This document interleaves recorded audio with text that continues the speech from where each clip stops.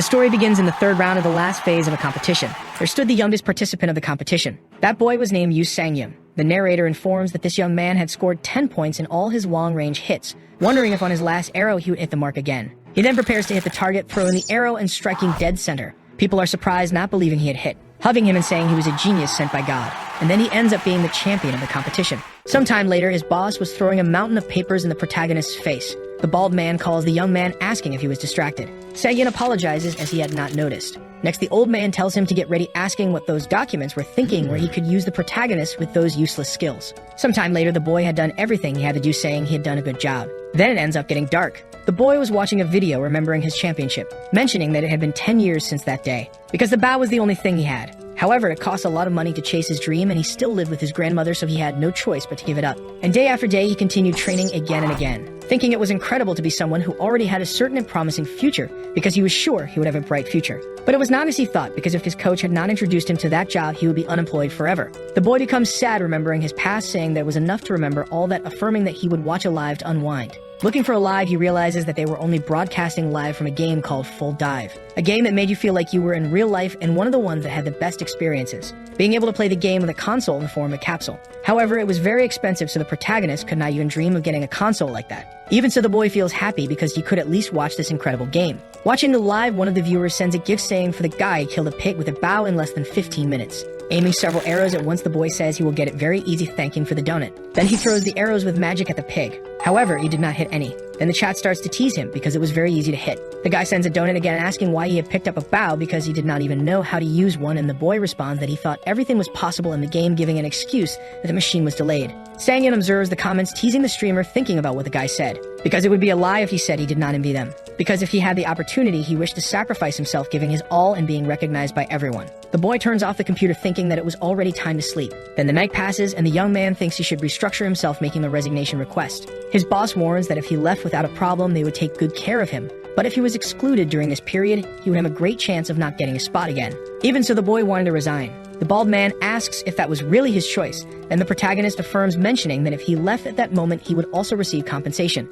Then he asks the young man to sign the contract today, telling him not to regret his choice because he entered with connections. The boy thinks that everyone in that company went through a lot of trouble to enter that agency, where they even studied abroad. However, they had no choice. Sometime later, the protagonist was in his bed reflecting on his past, remembering again that it had been 10 years. The youngest national championship winner, who was just a high school student. He becomes sad because he always remembered his past, wishing to correct his mistakes. Thinking about what he should do, his cell phone suddenly rings. Sangyun, observing the notifications, realizes that the streamer from before was doing a live again, trying to kill the pig. Remembering the words the guy said before, saying that if everything was possible in that game, it would also be possible to use the bow and arrow as before, and besides, he would stream for people to see him. However, he wonders if using his skill he would be able to become popular, mentioning that the guy who was watching the live before was the one who watched the most, and although he was not a good player, his viewers liked him. Then he starts to search on his computer if there were many streamers besides him, realizing that there were many people in this world who recorded all kinds of live. Realizing that there was much more than he thought, he says he had many excellent streamers. Besides, there were many who showed their skills for those who watched to improve. Without a doubt, it was a much bigger world than he imagined. A giant world of options he could choose. Sangyun remembers that that was the world he loved and lived when he was younger, where he was dedicated to constantly improving and competing with others. A simple world, but very distant. However, even so, he wanted to try. Sometime later, Sangyun was talking to his friend, saying he would buy the console. The guy is surprised because the protagonist would spend all his money just on a game, asking several things about the situation. Observing the situation, the protagonist wonders if there really was any problem doing that, because in his old company, Juhyuk was the only person he could trust, because there were no trustworthy people there. And unlike him, his friend had a successful life among the elite, creating a path to his success.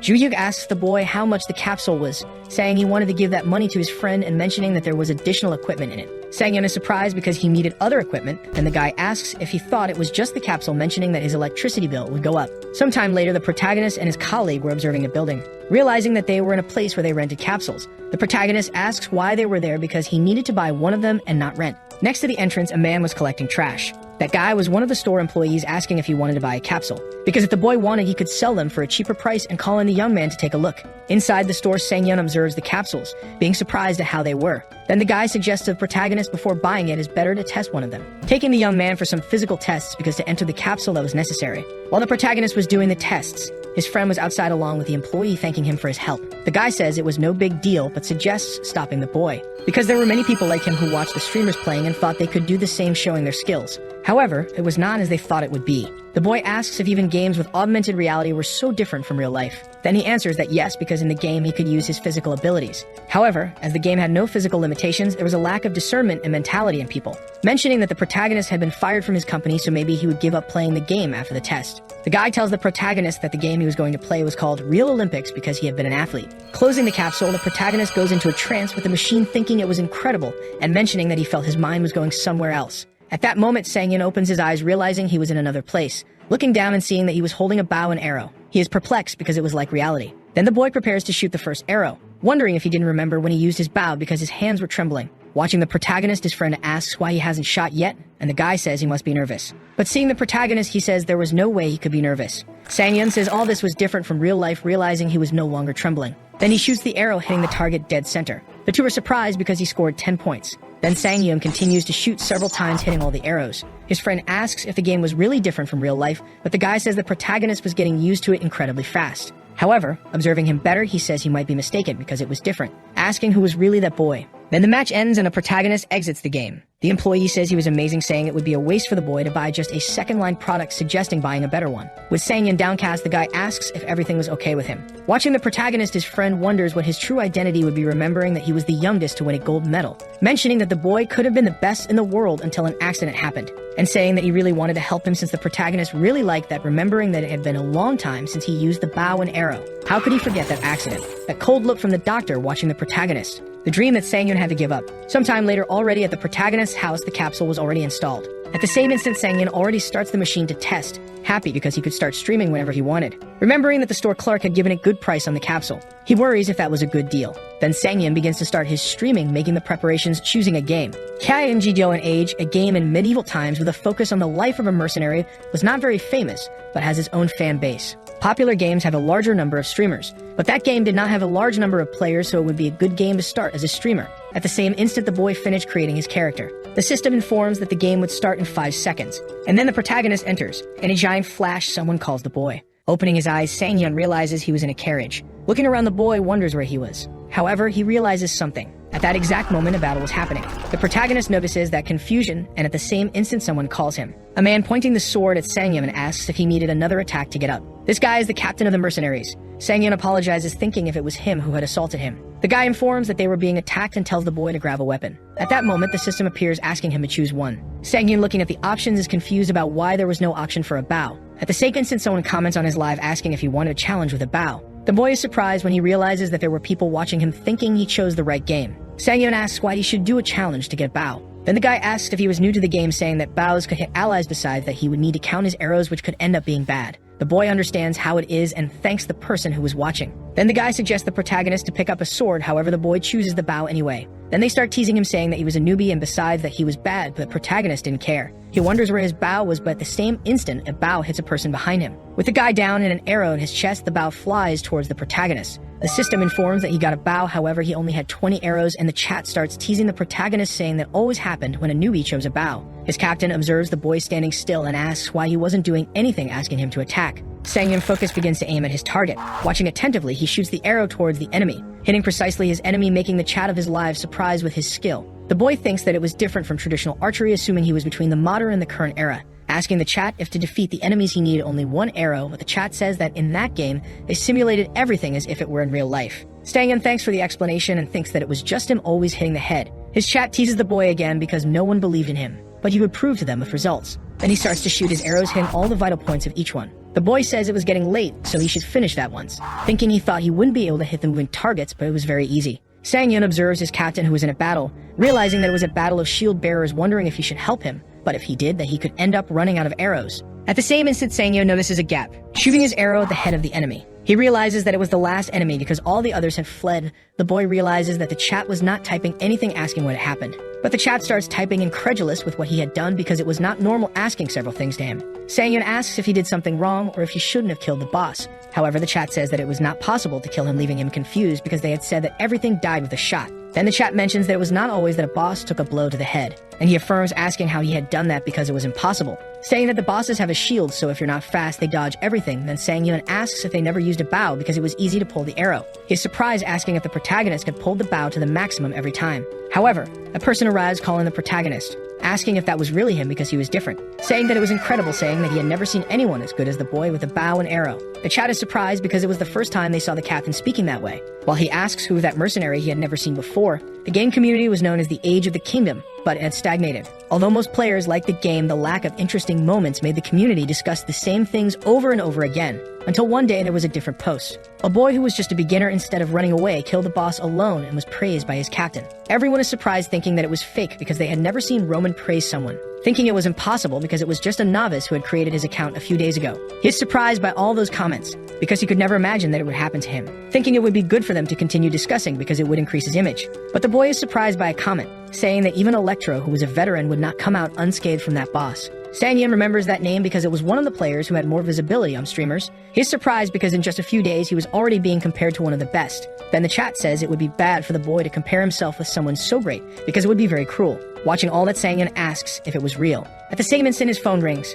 Who had called was his friend, asking if his live had been successful, and the boy confirms. He asks if there was any problem with the machine, however the protagonist warns that it was working perfectly. His friend asks if he had any views, and the protagonist says he had 20. Surprised by so many views for a beginner, asking what he had done to get so many. But the boy says he just chose a good game. The guy asks why he had so much talent, and the conversation continues for a while. The protagonist warns that he would hang up because he needed to make the preparations for his live, but the guy asks if he would start at dinner time. However, the boy says he didn't have dinner because that was his job now. His friend smiles happily for him. At the same instant, someone calls him asking why he was eating at that time. And then he hangs up the phone. Opening the capsule, the boy thinks he should have eaten better, but he wanted to start as soon as possible, because since he started in that community, his heart wouldn't stop racing, wondering how long he hadn't felt that way. The attention he had and all that was incredible. The boy then starts his live, receiving a flood of comments asking why he was doing live at that time. Sangyun finds it strange because the comments were moving much faster than before. Then he checks the views, which had increased much more. Surprised by that number of viewers, the protagonist gets nervous because he had never been in a situation like that.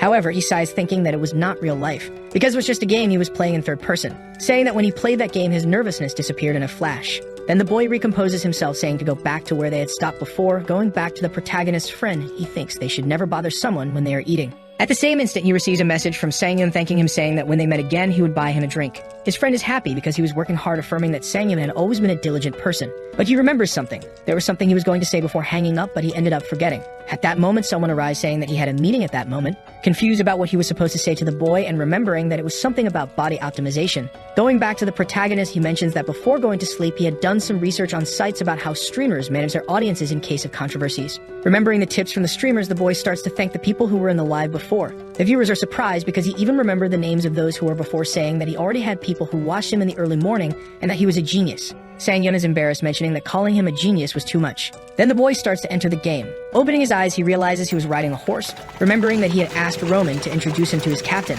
and at that moment he was going on a mission. Sangyun, he should explain what was happening to his viewers. At the same instant, the protagonist receives a mission to escort a noble, thinking that mission was nothing special. Sangyun thought that as he was a mercenary, he wouldn't think he would end up becoming a bodyguard. The boy is surprised, saying the game was really realistic because it seemed like he was riding a real horse. Then his captain asks if it was his first time riding a horse. Sangyun says he only had a few opportunities to ride one, while thinking he spoke naturally with an NPC. Roman says he should get used to it quickly, opening a smile, saying that the boy would do it more often. The chat is surprised because Roman was smiling, saying they had never seen him act that way. While the protagonist was riding, one of the viewers asked the boy what kind of mission was that, asking if that wasn't the mission where a group of bandits on horseback would appear. At the same instant, they realize something. A group of bandits approaching to rob them. The protagonist is surprised because the bandits really had come to attack them. His viewers are happy because they would finally be able to see the protagonist in action again. Sangyun thinks that he didn't just have viewers who liked him, but also those who wished for his failure, mentioning that it was normal in a sport. Watching his targets, the boy says they were moving very fast, besides there were many of them. At the same instant, the protagonist begins to prepare to shoot his arrow, asking why those mercenaries always lost.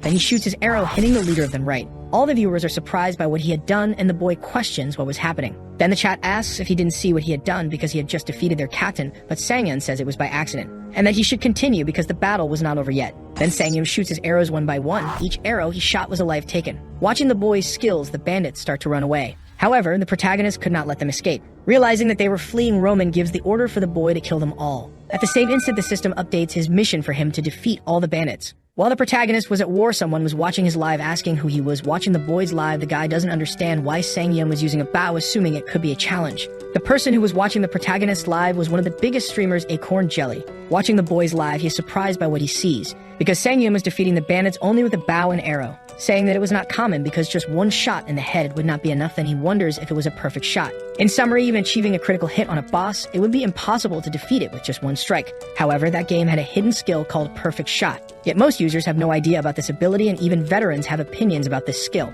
since no one has ever used that ability, saying that the protagonist not only succeeds in it, but it seemed that every attack was a perfect shot. He becomes suspicious of the protagonist, thinking he was using hacks. However, that was impossible because no one would bother using programs in such a game. Observing the boy's profile, the guy wonders if he plays only that game, but he is surprised to realize that he is new to the platform. Returning to Sangyun, who is still after the bandits, Roman suggests using a short-range weapon because it would be better for hitting them. The boy says he was right. However, Sangyun prefers to use his bow. Ronan says he understands and says that if it's the protagonist, he would surely succeed.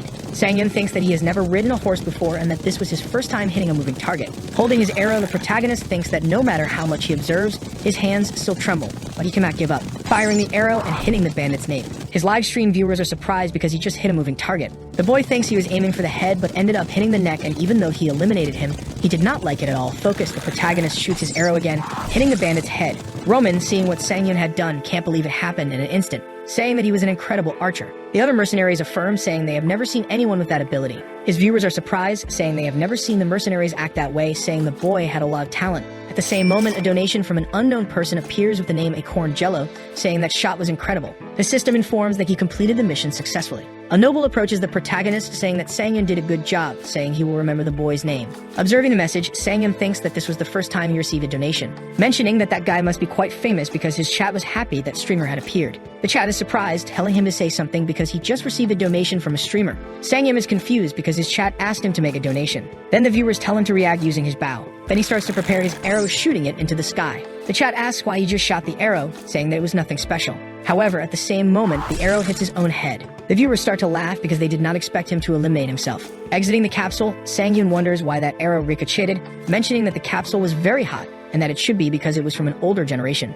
The chat, realizing that the live stream had ended, asks why he finished. Then the boy sends a message saying he left because his capsule was too hot. Then the viewers ask him to come back and continue playing. Sangyun thinks that his reactions were better than he thought. He is thoughtful about a comment saying that he had talent, supposing that it should be good for a streamer and that he liked when there was some kind of incident, ending the broadcast. The viewers are surprised because he had just ended the live stream when he received a donation from one of the biggest streamers. Observing the streamer's profile, Sangyun thinks that he was really famous. Watching one of his videos, the boy finds him incredible, saying the other videos were also good, wondering why a streamer like that was in his broadcast. At the same moment, he sends a message to the protagonist. Acorn Jelly was not only a master in KING, and AG, but also in a game called All Rounder. He had sent a message to the protagonist saying that he liked him, suggesting they record together someday. Observing the guy's message, Sangyun thinks about how he would respond, because he was someone who wanted to be known, so it would be a great help if they did a collaboration. Sangyun reflects that it was difficult because he had no one to help him think. At the same moment, his friend calls him. Jukyuk says that he had just watched his broadcast, asking if his name was Almud. Sangyun confirms, saying it was him.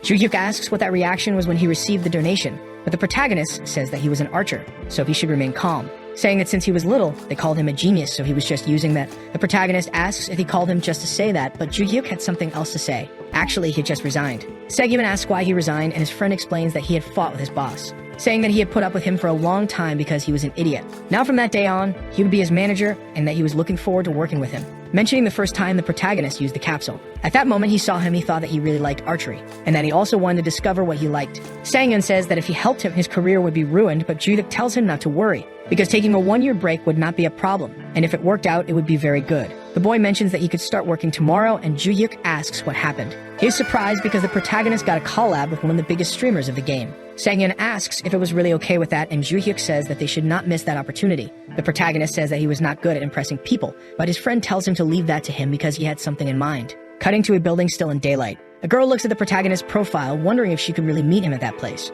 Jelly mentions he chose the boy because he thought he had potential but forgot he was still a star. Then the girl mentions that he almost went crazy when he did a collab with another streamer, leaving the blonde embarrassed. Jelly mentions that his physics was one of the best in the country, and that it would be a good investment to help the boy. The girl asks if he had already met him in person, but is surprised when Jelly says he never saw him. Then she speaks irritated that he could only complain after his broadcast failed. At the same moment, someone arrives asking if he was Jelly. That was the protagonist greeting them and saying his name. They are surprised by the boy's beauty. Then Jelly stands up greeting him and saying his name too. Jae-muk notices another man behind the protagonist asking who he was. That was the friend and agent of our streamer who introduces himself and hands over a card. Seeing Joo-hyuk's card, they are surprised because he had already worked in big companies. He says that was nothing special, asking who's the girl next to him. The girl says she was just a manager, but that she did not compare to him, and that she was looking forward to working together. Starting the meeting, Jae-muk mentions that they could see the broadcast sequence on the table, and for the parts that need adjustments, they should discuss. And after some time of discussion and adjustments, they finish the meeting. But before that, Jae-muk wanted to talk about money. However, the protagonist interrupts him, saying that he was new in that area and that he would need his help, so for that reason, he would not need payment. Jae-muk says that was not necessary, and the girl says they would have a party later. Sang-yeon was going to say something, but Joo-hyuk interrupts him, saying that compensation for them would do well. Then Jae-muk has an idea, suggesting that half of the donations from his broadcast would be the protagonists. Joo-hyuk is surprised by his proposal. Sometime after the meeting, Joo-hyuk says they got half the value of the broadcast, mentioning that he looked at the minimum value of donations from his channel and states that last month it was 2 million. Joo-hyuk tells the protagonist that he had to deliver something to him, and shows an audio recording of the entire meeting. Sang-yeon asks why he needed that, but the guy says it was just for security. Joo-hyuk mentions the profits, saying that if he earned 300 a month, he only wanted 20% of the additional value. The boy mentions that he was not even earning a minimum wage and questions if it was really okay, but his friend says he had some savings. Sometime later, the protagonist was already at his home starting the live. At the same moment, one of the viewers mentions that he heard rumors of the protagonist having made a deal with Jelly, asking if it was true. Sang-yeon thinks that the rumors were already spreading, realizing that there were more people in the live than usual. Thinking that he should not speak for now, he says he knew nothing, and says that today they would go after the leader of the bandits, taking them down at once.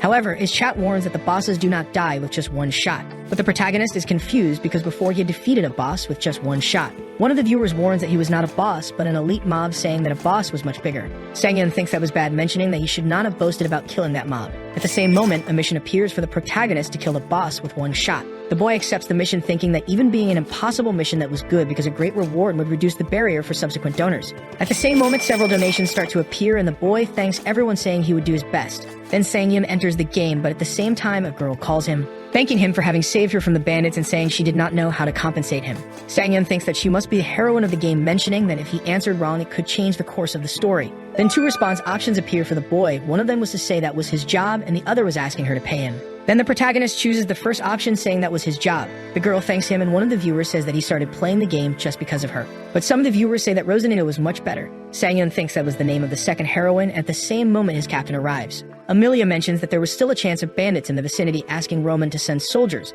and he says he would do that. Sometime later, the protagonist was already on the mountain watching the bandits. Ronan calls him, whispering that they would approach and attack all at once. Sang-yeon thinks that was more tense than expected, because the sensations he had in the game were almost the same as in real life. At the same moment, the mercenaries begin to attack the bandits. They realize the ambush and wonder where they came from. However, one of the bandits receives a HS as soon as he gets up, and his friend is also eliminated right after. The protagonist continues acting as support, taking down one by one, but they notice the boy and send someone after him. Then the system informs that he completed a condition, unlocking a new consecutive shooting ability. Sang-yeon starts using his new skill to test, shooting at the bandits, hitting each one of them. His viewers are surprised while wondering if that ability was not useless. But the boy is happy, saying that the bow was much better than he thought. The viewers are surprised by what he had said, saying he was incredible. At the same moment, he receives another donation, asking if the protagonist had a girlfriend. However, the boy is embarrassed, saying he did not have one. Sang-yeon thinks that was fun, and not just for the money, but everything in that game was incredible. Then Roman arrives, saying that Alman was very good, stating that he was not far from being the greatest in the kingdom. Another person makes a donation to the boy, asking why it had ended and where was the boss. The boy remembers that detail, but at the same moment, one of the mercenaries calls the commander, mentioning that that must be the corpse of the boss. Looking at the boss's corpse on the ground, his viewers cannot believe what they were seeing. Sang-yeon is saddened because the mission did not recognize that it was completed. But at the same moment, he receives a donation from Jelly of the same value as the mission, saying it was a perfect shot. The viewers are surprised because Jelly appeared again, and the protagonist asks what this perfect shot was. Jae-muk is sad because he wanted to prove to them that this ability really existed, asking the protagonist to explain it clearly. However, he is surprised when the boy asks what this ability was. Jae-muk sends another donation, asking if the protagonist did not know about that skill, and the boy confirms, saying he did not know. Jelly mentions that Sang-yeon used that ability all that time, but still did not know what it was, being surprised and asking how much genius he had. Donating once more to the boy, he affirms that the perfect shot really exists and that he would prove it, suggesting recording with him the next day. His viewers mention that the rumors were true about them doing a collaboration. Sang-yeon suggests that he should play calmly, thinking whether he should accept the offer. Then his viewers start saying various things that if he refused, he would be doomed. At the same moment, the boy receives another donation, saying that if he proved the existence of that ability, he would donate again. Then Sang-yeon says he would accept the offer. Jae-muk sends another donation, thanking him and saying he would get in touch with him. The chat is happy with the collaboration of the two, but Sangyun mentions that he already expected that reaction, thinking that Jelly would have to build a story about that ability to increase the hype. His viewers notice that Sangyun received more than 100,000 in donation and did not react, but the protagonist mentions that Jelly had already left the live. Sangyun thinks that he defeated a boss and also promoted his live, so that was the perfect moment to finish it. Throwing an arrow up again, thanking for the donation, while it falls directly on his head. The boy is relieved because the capsule was very hot, but he is worried, thinking if it would be bad to end the lives dying, mentioning that he had the feeling it was really affecting him. At the same moment, Juyu calls saying they would meet tomorrow, asking where they should mark. However, Sangyun warns that they would talk online, but Juyu mentions that they had an agreement, so the two arrange where they would go. Sangyun thinks that he should see the reactions of his live, and again his viewers were surprised because he finished the broadcast dying. However, Sangyun notices a video they shared of him defeating the boss with just one shot. The comments start to discuss the video, but one of the viewers mentions that everything would be clarified in his collaboration with Jaemuk. At the same moment, someone calls Sangyun. Juyev asks if he saw the video they posted on YouTube because it had more than 40,000 views. The boy mentions that they did not have an account on that app, but Jaemuk made a video about their collaboration on his channel. Seeing the video of the protagonist defeating the boss, an unknown person asks if that ability really existed. Realizing that even being a novice, he played like a professional. Everyone who saw the video was excited for the day of the collaboration. And the next day, the Corn Jelly's views were the highest on YouTube. We see Jaemuk mention that they were about to start the live and asking if everything was okay with the boy. Usually at the beginning of the broadcast, between 3,000 and 4,000 people are present, so he does not need to appear now. But starting the live, about 10,000 people were watching. The guy is surprised by that number of views. Sangyun, watching Jelly, thinks that he interacted with his viewers while waiting for more people to show up. Jaemuk asks who watched the YouTube video, mentioning that they would have a special guest and would do an interview with him. And most importantly, they would prove that the perfect shot ability really existed. Jelly, realizing the number of viewers increasing, says that the boy would introduce himself calling Almond. Then the protagonist introduces himself saying his name. The chat is surprised, asking why he was so beautiful, saying various things about him. Jaemuk says that he was really beautiful, saying that he was also surprised when he saw him. However, the viewers say that it was fake, asking if he was using something to make his face beautiful. Jelly asks if they should start playing or with the interview, but everyone says to start playing. The guy tells them to calm down because they had a guest, and the protagonist is surprised because the chat was moving very fast. Jelly says he received all the opinions, asking if they could start already, and the boy says yes. Jaemuk asks what was the optimization code, leaving the boy confused, asking what that was. The guy is surprised because he did not use a code to optimize his capsule. Sangyun asks if that was so important, and Jaemuk thinks he really did not know, not believing that the boy played all that time without optimizing the capsule and wondering if that was even possible. Cutting to the protagonist's friend, Juhyuk remembers that he forgot to say something to Jelly. He whispers, saying that our hero really does not know since he did not tell him that. Jaemuk says he felt a lot of shame for himself, saying that the protagonist had bought a second-hand capsule and was just playing without knowing anything, leaving the viewers completely surprised. One of the viewers asks if that was why he closed the live suddenly, and the boy confirms, saying that it happened every time he died, but Jelly asks how he managed to keep playing even dying. But the truth is that he never died, but instead shot an arrow at his head. Then the streamer says that he really is a great genius. Convinced, the protagonist says he thought so too. Jelly thinks that boy was a figure everyone wanted to be, mentioning that he had some ease in dealing with people, so he was really suitable for a live broadcast. At that moment, Jaemuk suggests making an optimization code first. Inside the capsule, the protagonist receives the optimization code, thinking that it was faster than he expected. Jaemuk realizes that he finished, and Sangyun asks if that was the way the virtual space should be because he did not feel his body, but he affirms, saying that was his conscious world. With a smile on his face, the guy says everything was done, so they should use the perfect shot. Entering the game, Roman says he would explain the objective, saying that Lady Amelia assigned them another mission. A goblin cave is near the farmers, so the group must find it and eliminate them, mentioning that it had been a while since they received a mission like that, telling them to have good results. Jaemuk says he should know how to use the perfect shot, because that game had a vital point system where he imagined a circle in the place he wanted to shoot the arrow,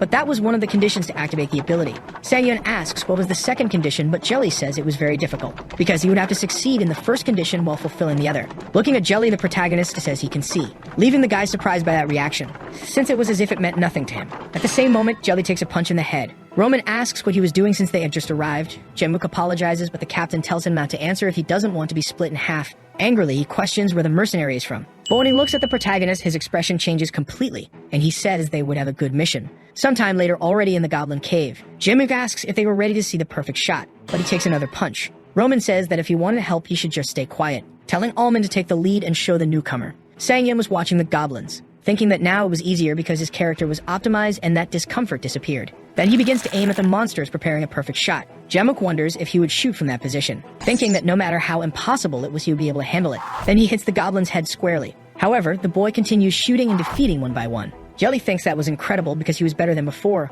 where he even adjusted his shot to be quieter in the ambush. Besides, his physique was monstrous. It was as if he was the center of attention, a star of his own show. The system informs that he defeated all the irregular goblins. Roman says he did a good job, leaving Jelly surprised. Because where all the mercenaries had to work together, he did everything alone. Shamuka asks if they saw the perfect shot ability, but the chat says that it was just a headshot and that it was different from just dying. The mercenaries start to set fire to the cave to block the goblins. However, they hear a noise coming from the depths. Those scarlet eyes were watching them. And then a giant goblin appears, scaring the mercenaries. The system informs the protagonist to eliminate the champion goblin. The viewers ask if the protagonist can eliminate it with just one headshot. Already Roman tells them to get ready. At the same moment, the goblin tries to attack Jelly, who tells Almond to remember the first condition of the ability, saying that it was the perfect moment to use it. But the chat asks why he stopped. However, the protagonist thinks that it was problematic because that goblin had an iron mask, mentioning that the forehead was out of the equation, thinking that he should go to a different place. However, the head was the vital point and the easiest point to hit. At the same moment, Sangyun shoots an arrow upwards, leaving the viewers confused, asking if he was wanting to end the broadcast. However, that was not what the protagonist wanted. Then at the same moment, the arrow hits the goblin's nape. Everyone is surprised, asking if he managed to kill it. Then at the same moment, the goblin falls to the ground. Everything goes crazy because that madness that the boy did really worked. Then he receives a donation congratulating him for completing the mission. The protagonist thanks for the donation and is bombarded with several others also congratulating him. Sometime later, the boy comes out of the capsule. Jae-mook is happy, saying that you really did it. But the girl mentions that the server was congested, so the broadcast fell, but the guy already knew that, saying it was because of the chat and the donations. Jae-mook says he couldn't believe the live ended because of the donations, and if they continue with the interview, they could earn more. Jae-mook tells them to continue. But the protagonist tells them to wait because his head was hurting, but the girl tells them to continue, affirming that he was fine. Then they start the live again. Jelly does his catchphrase while the chat continues euphoric about the used ability. The protagonist mentions that he knew nothing about the perfect shot. But at the same moment, they start receiving several donations and Jelly tells them to wait because he couldn't read them all. Sometime later, Jae-mook continues thanking for the donations. Joohyuk is surprised because more than 40 people donated. But there was much more to come, and at the same moment, a viewer donates 1 million, leaving everyone open-mouthed with that amount. Not even his own chat believed it. Jae-mook says it was the first time he saw that. The donor's message mentions that the protagonist was very beautiful, telling him to continue the hard work. Jelly is embarrassed by the guy's message while the protagonist is feeling himself. However, the same viewer sends another donation telling him not to be jealous. Watching the comments, Jae-mook tells them to continue the interview, mentioning that he made a questionnaire with 4 questions. Jae-mook asks what kind of questions were those. Then Sangyun answers one of them, saying that he didn't use any skincare, leaving Jelly furious that he was answering that kind of question. The protagonist thinks that it was exciting, mentioning that that was the good part of being a streamer. Sometime after the broadcast ends, the girl says that the capsule was hot because it didn't have a cooling system. However, Sangyun says that the capsule at his house was also like that. Sangyun asks if everything was okay, then Jae-mook says it would be cool if they broadcast from home. Thanking for the hard work and saying that it was the first time he got those reactions, Joohyuk thanks him, handing him a gift. Watching his friend, Sangyun thinks that Joohyuk was incredible in business. Then Jae-mook picks up a tablet to present the results of the live, leaving everyone surprised because the total was 5 million. Sangyun asks if he usually earned all that, but he says no, and that it was the first time he got so much money. And if they split it in half, it would be almost 3 million. The two thank him, but Jae-mook says it wasn't necessary, mentioning that even earning all that was considered a jackpot, saying that it wasn't the main income. Joohyuk asks if he could know how he generated income, and the boy says yes, telling him to think that advertising was the main source of income and the revenue was proportional to the visitors. Besides, he brought third-party ads, where most were public game ads or product sponsorships. Joohyuk says that it was similar to celebrities, and the girl says he was right, mentioning that beautiful people receive 90% or more of the donations, and since he was like that, there was no other way to act. Watching the protagonist, the girl says it was just her personal opinion, but he really looked like a celebrity. Sangyun thanks but says he wanted to be a streamer. The girl says she understands, mentioning that she was just talking about strategies to have more income. Jae-mook says that while they do streaming, it was important to increase external activities, mentioning a man named Horn who did game broadcasts but also did entertainment lives, like appearing in the media as a celebrity. For most people on YouTube, that was their main source of income, saying that he could think that the lives were a form of communication. The girl recommends he start doing that, mentioning that they were in the same niche. But in videos, it was important to have an editor because it had a lot of meaning on the platform. Jae-mook asks Joohyuk if he has ever done any editing, but the boy says he has no experience in that area. Then Jelly says he should find someone, and Joohyuk thanks him for the advice. Sometime later, Jae-mook thanks for the help, saying they would do it again. Jelly thinks the protagonist is way ahead of him, mentioning he is envious. Cutting to the protagonist, Sangyun thanks Joohyuk for taking him home. However, his friend calls him, saying he seems to be thinking a lot about YouTube, telling him not to rush things, asserting that the boy is talented and no matter what he does, he will end up being successful. Sangyun smiles, thanking Joohyuk. The boy walks towards his home, saying it's very cold, remembering that when the stairs were icy, he was worried his grandmother might slip, stating that he earned 2 million that day and his friend didn't take a single cent. Sangyun says money is money, but it's a lot of fun, affirming he will continue doing it, saying his hand didn't tremble at any moment. That car accident remains in his memory, not just for him, but for his grandmother too, recalling when she cried in secret. His right arm was more than a bad memory for him, It was a hated presence that caused pain to his grandmother, and yet it was something that accompanied him in everything. But now with that right arm, he can finally use a bow again, saying it's incredible because now he's surrounded by great people who are helping him.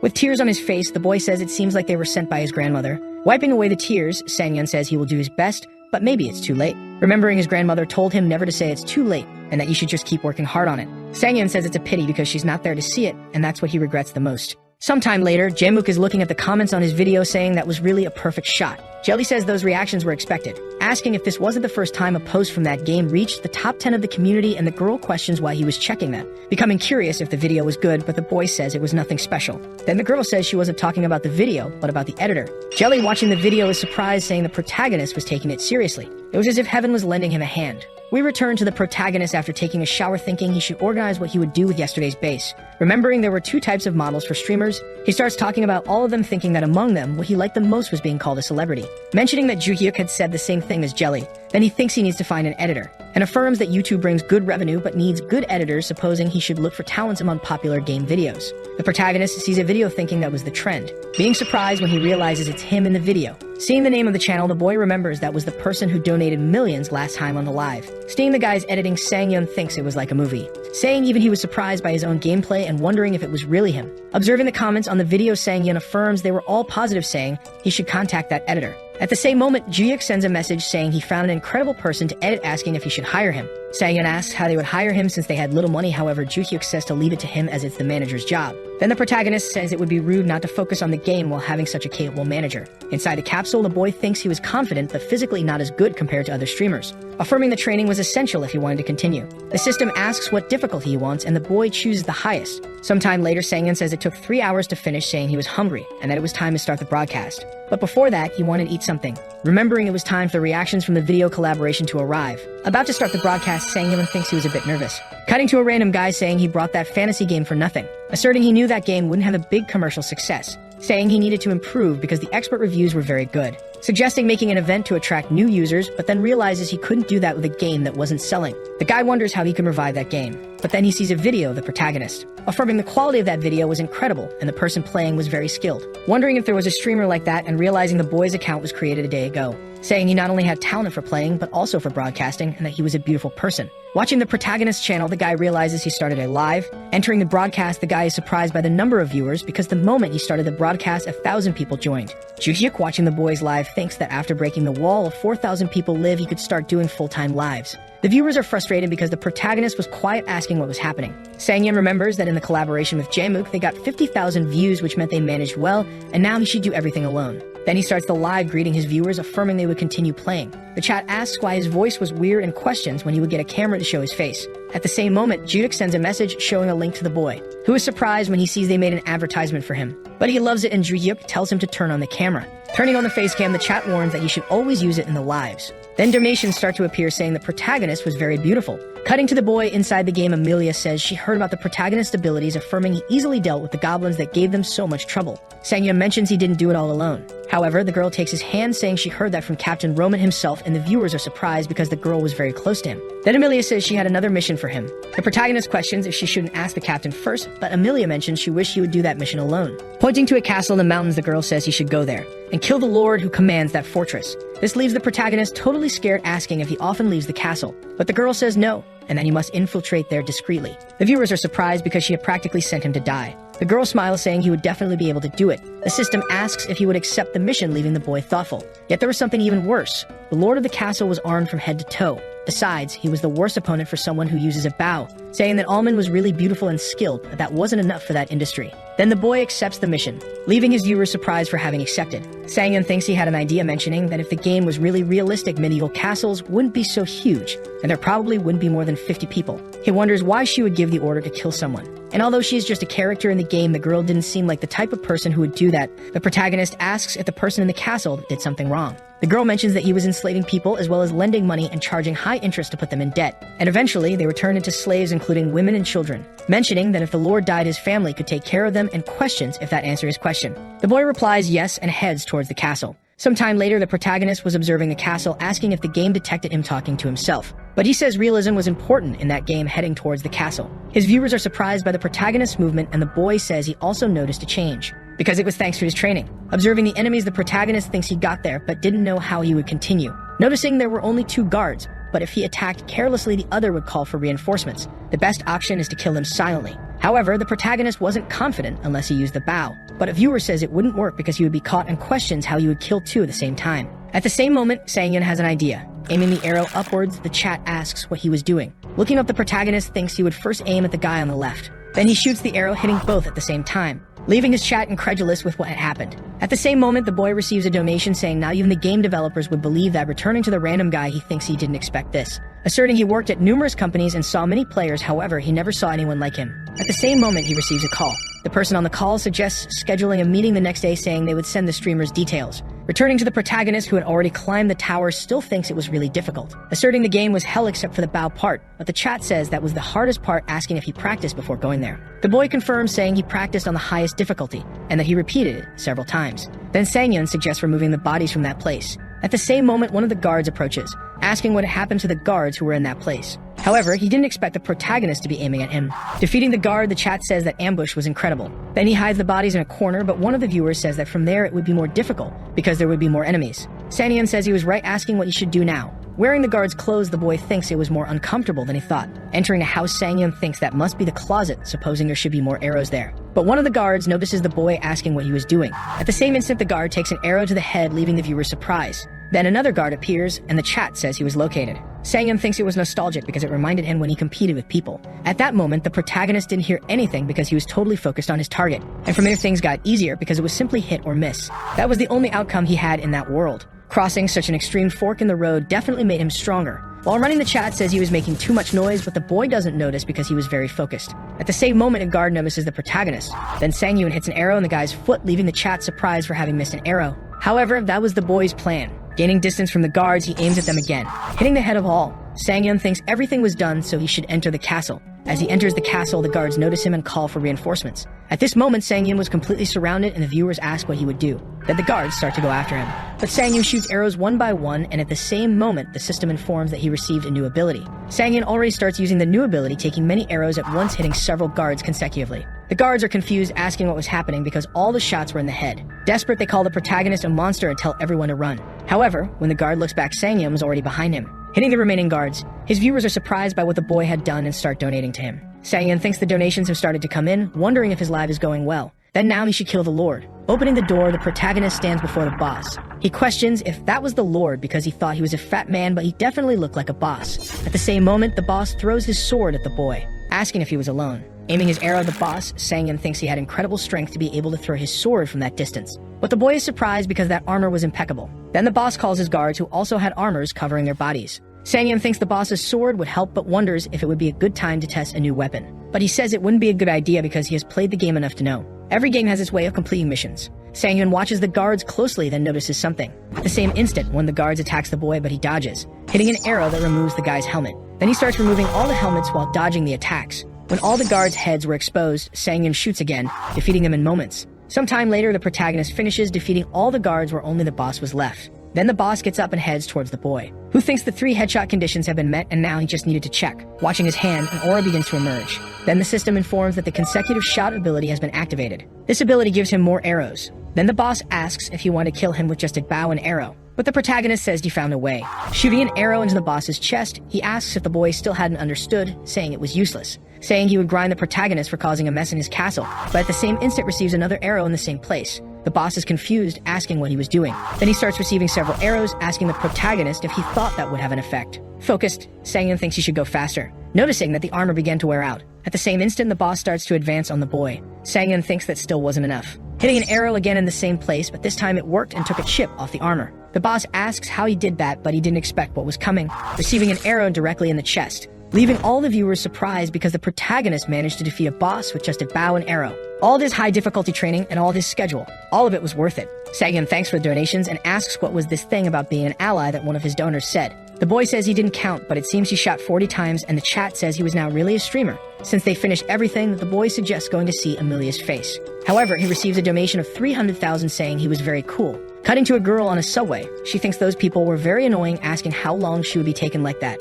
And instead of embracing that wave, she could just fall into the void. Entering her house, the girl realizes the protagonist's live had already started. Even though at first she only watched him because of his name, now this is her only joy. Seeing the mission the boy was on, she wonders how he would do that. But she is surprised because he really accepted and was willing to complete it. When she sees that Sangyun managed to complete that mission, the girl is amazed because he really cleared the castle. And she wonders if she should really donate to him. While donating 100,000, she writes her message. But she thinks she should put more money, asserting she didn't want to lose to anyone in donations, saying she spent a lot of money, but it was for her happiness. Seeing the donation, the girl is happy because the protagonist remembered her, asking what reaction he would make for her. Sangyun is thoughtful, questioning what reaction he could make. At the same instant, he does a backflip. Sometime later, Sangyun ends the live thinking that if he didn't disconnect at that moment, he would die while being happy that he won 300,000. Remembering that was the same donor who donated millions in the collaboration with Jemuk, wondering what these people do for a living. Worrying because he thinks they were just young people who donate such a large amount to streamers. Returning to the girl, she says the broadcast was a lot of fun, saying she should make a clip of that. Watching the clip, she wonders what music she could use,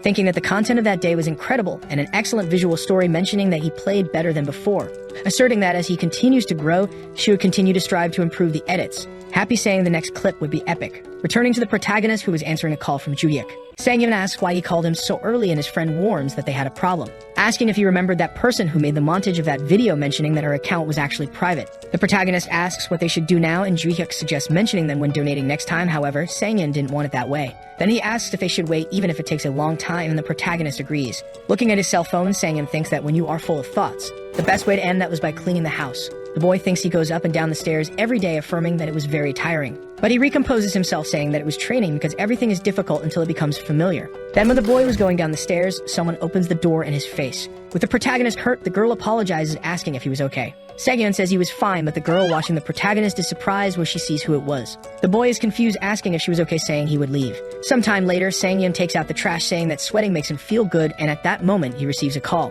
Juhyuk calls him again, telling him to check out the new video from that person because it was incredible. The video had just been posted and already had more than 3,000 views, mentioning that he was trending in the gaming category in 78th place. Juhyuk warns that he left a comment as soon as the video was released, saying that now they just have to wait for her to respond. At the same moment, someone calls the boy. Looking at the girl, he realizes she was the same person from before. Sangyun asks if she had forgotten something, but the girl says that wasn't it. Embarrassed, she asks if she could have an autograph from the protagonist, leaving the boy confused, wondering if she could be a fan of his. Surprised because he wasn't even famous, and yet he found a fan near his home. The boy says he would make an autograph and asks when her name was, but finds out she was the person the protagonist most wanted to meet. Sometime later, the protagonist was in a coffee shop. The protagonist's friend asks the girl if she had ever been involved in video work before, and she says yes, because it was her job and hobby. Juhyuk says that was incredible, because she worked with her hobby, mentioning that they had been looking for her all that time and never expected to find her that way. Jaya asks if she could know why they were looking for her, but the guy says it was nothing serious, putting some papers on the table and asking her to work with them. But this leaves Sangyun surprised because he prepared all that very quickly. Noticing the girl's hesitation, Juhyuk mentions there were some problems with the revenue from her videos. He thinks that usually when people start discussing collaboration, they get curious about the profits, but that girl showed no sign of interest, asserting he thought she was just a rich kid, but she donated to the protagonist just because she liked him, asking if her videos were just because she was a fan. Then the guy thinks of a way to hire her, saying the protagonist needed her help to edit his videos. Sangyun asks what he was talking about, but Juhyuk whispers, telling him to wait. The girl is embarrassed, asking if he really needed her. After the incident, the businessman informs that he will be contacting the girl again as soon as he receives a response from the punk. However, she questions about the videos she posted on her channel, and the man explains that they will probably need to be sent to the official channel. In this case, the girl asks to be notified when everything is finally decided. With the end of the negotiation, the protagonist nudges the man with his elbow. He asks if this streamer partner business is serious, and the man assures he is not a liar, commenting irritably that he has no reason to lie. Faced with this fact, the hero is impressed by such a large company wanting him, and the employee in turn asks if the boy will sign the contract, which he confirms. As they walk, the man in the suit says that Jaya is very cool and straightforward, and being a fan of the boy made him think recruiting her would be easier. However, the protagonist explains that being a fan is completely different from being in a contract with one's idol. But even so, the man recalls that she donated a lot of money, meaning she really likes you even though she seems serious and cold. Thinking about it, the girl did not smile once during the entire conversation. But be that as it may, it is better to work with her in the future as she is a professional.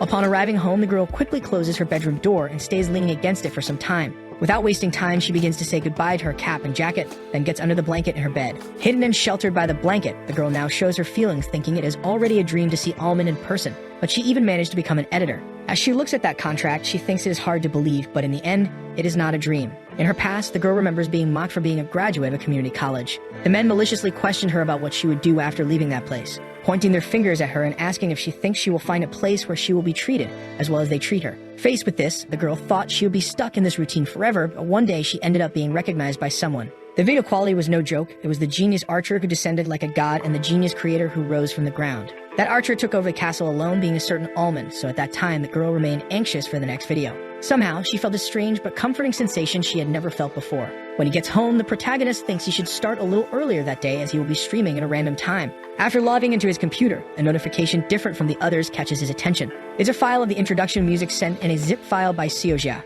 It is informed that just following the instructions sent with the file will install it, and the hero, in turn, thinks they separated just a short time ago. However, in this short period, the girl did everything quickly, so when he asks her in the chat, Seo explains she is already doing little by little as a hobby. In this case, you get really excited to see everything she can do when she puts her maximum effort into work.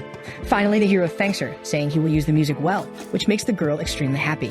In an instant, Almond starts broadcasting his live stream, and little by little, the message begins to reach the mobile devices of his followers in the city. Quickly, a crowd of people begins to join the live, happy that the protagonist started earlier. They then realize there is an introduction, and in the interaction chat, the comment is quite cinematic. Continuing, the followers notice that this intro is very much like Seojia and conclude that the girl was recruited.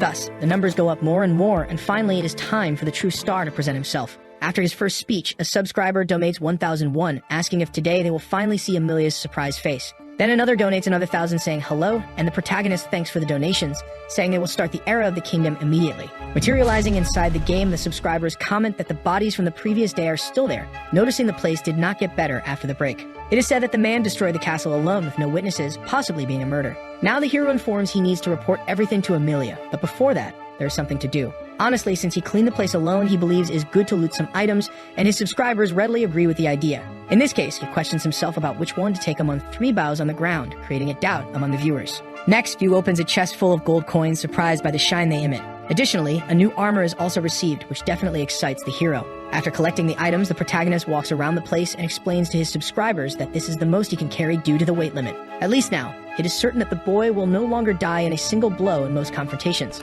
Mounting his horse, he says it's time to complete the mission. After some time, the game returns to a daytime setting, and the hero is relieved that the passage of time is not realistic. Dismounting his horse, suddenly someone calls out to our hero. It is the princess, who is impressed to see Almond right in front of her. It promptly bows toward the princess as a sign of respect, and she asks how he managed to return so early. Then the hero explains to his lady that he came to update her on the mission. In this case, the girl explains to her servant that she needs to speak with the warrior privately for a moment, asking her to leave him alone. Seeing this, she tells the hero to resolve everything quickly, making him understand that he cannot waste time. So the two head towards a door entering a building. As they walk, the princess asks if Almond has changed his mind about what she had said. However, Yu says no, stating that he has just come to report the conclusion of his mission. Faced with this, the girl is in disbelief as it had only been 2 days since she had entrusted this task to the warrior. In this case, the protagonist counts on his fingers that 1 day was for going and returning, half a day to prepare for the attack, and half a day to raid the place. However, the girl still cannot believe what the hero is saying. But she realizes she heard something about a raid and reminds the protagonist that her request was for an assassination. About this, with a straight face, Yu explains that the security was very tight, so he just killed everyone in his path. After hearing this, the girl's expression quickly shifts from innocent confusion to factual despair.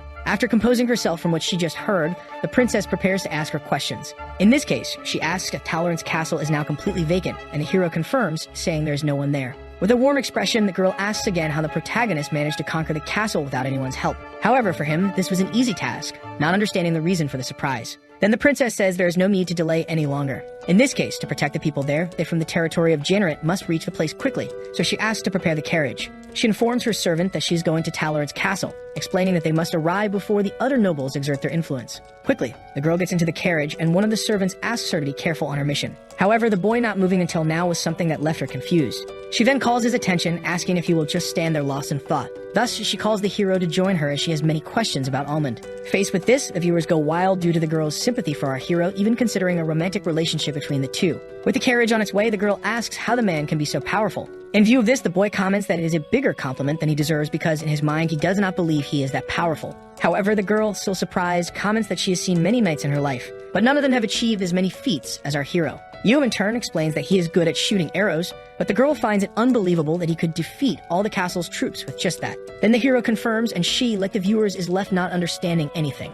She comments that Almond is fascinating because she has never seen a knight who insists on using a bow, so the boy explained that he is actually a mercenary. In this case, understanding the boy's true job, she asks the warrior a question. She asks if the boy wouldn't be interested in becoming a knight after the task is completed. In a shy way, she explains that she needs someone to manage Talorant's castle since it will be incorporated into a new territory. The girl asks, saying it is just out of curiosity, and the stream chat goes crazy, considering both a romantic route and the possibility of becoming a knight. Everyone was curious about the hero's response, but he said tediously that he would only be a mercenary without the skills to be a knight. At that moment, the girl was a bit disappointed and didn't know what to say. She explained that her father mentioned he would like to see the boy in person. In this case, it is likely that he is satisfied with how the hero handled the recent situation, which surprises the boy since it concerns the Count. When the hero was about to say something, the girl placed her finger against his mouth, saying he is not aware. This situation creates a rather warm scene between the two. With an embarrassed appearance, the girl continues, saying it is a lady's courtesy to ignore all these things. Finally, the mood is cut short when they are informed that they have reached their destination, but the chat cheers with love for the character and her development.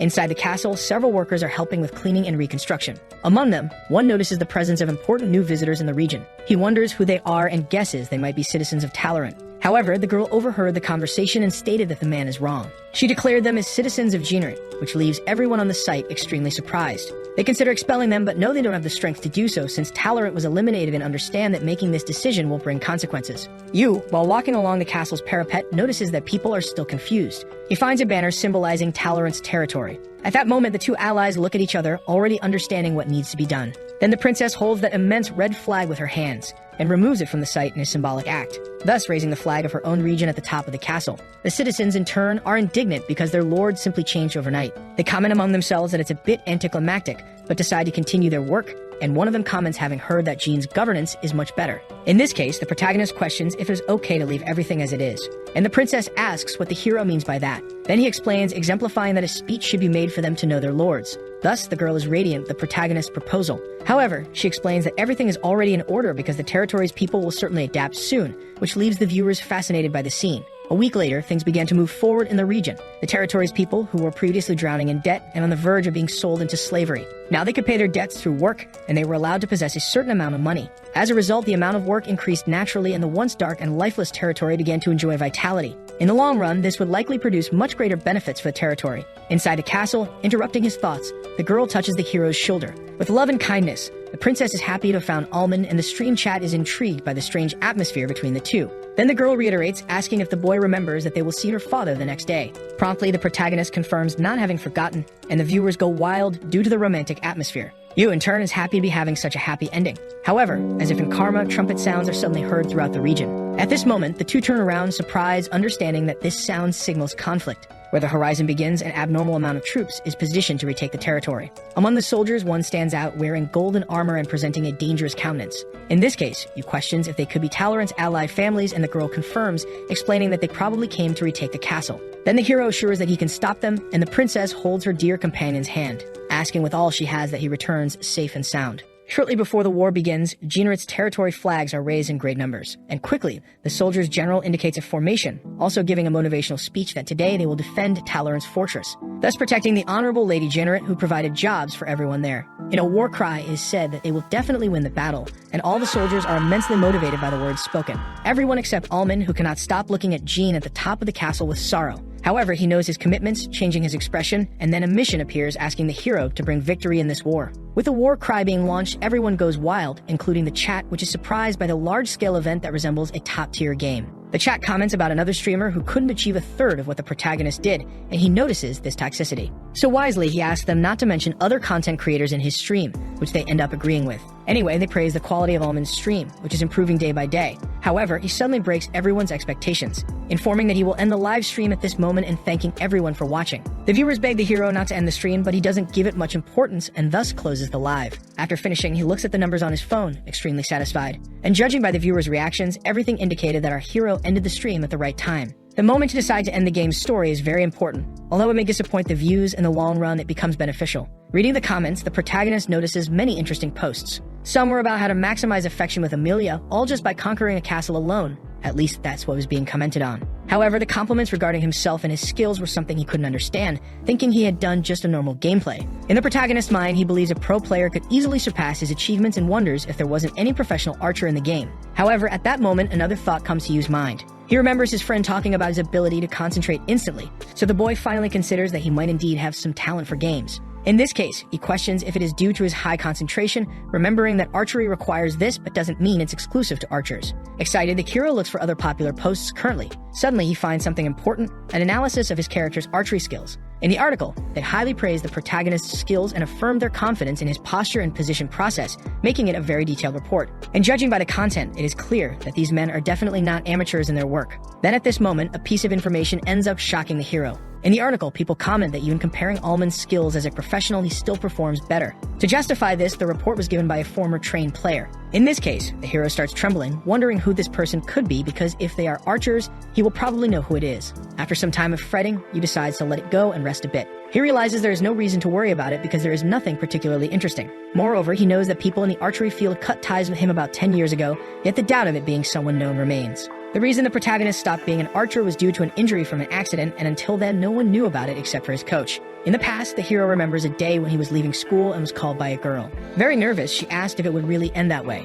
Then the boy stated he no longer found archery fun, and the girl questioned if it was just fun for him. At that time, it was a fact that if he didn't become an archer, no one else could, as everyone was under his leadership. In this case, she asked why the boy was giving up so suddenly and questioned if he was serious. Unfortunately, to the girl's disappointment, the protagonist confirmed he was serious. And then the girl refused to lament further, understanding there was no turning back. That day, she parted from the boy, beginning to cry, thus wishing him to leave. However, unexpectedly, she was not the only person to cry that day. In his home in the morning, notifications keep arriving on the hero's phone, asking about the streamer. While descending some stairs, the protagonist notices a few negative posts. But in a moment of low audience, he still appreciates the posts. Suddenly, Yu ends up accidentally meeting the girl. He greets COG, and she responds to Mr. Sangyam. The girl then comments that she notices the hero is working very hard, and he says the same to her, asking if she's going somewhere. It is informed that her destination is nearby, and in this case, Yu asks if he can accompany her, which she accepts, surprised. Additionally, it is said that Seo also had something she wanted to show him. After walking a bit, they finally rest in a park in front of a pond.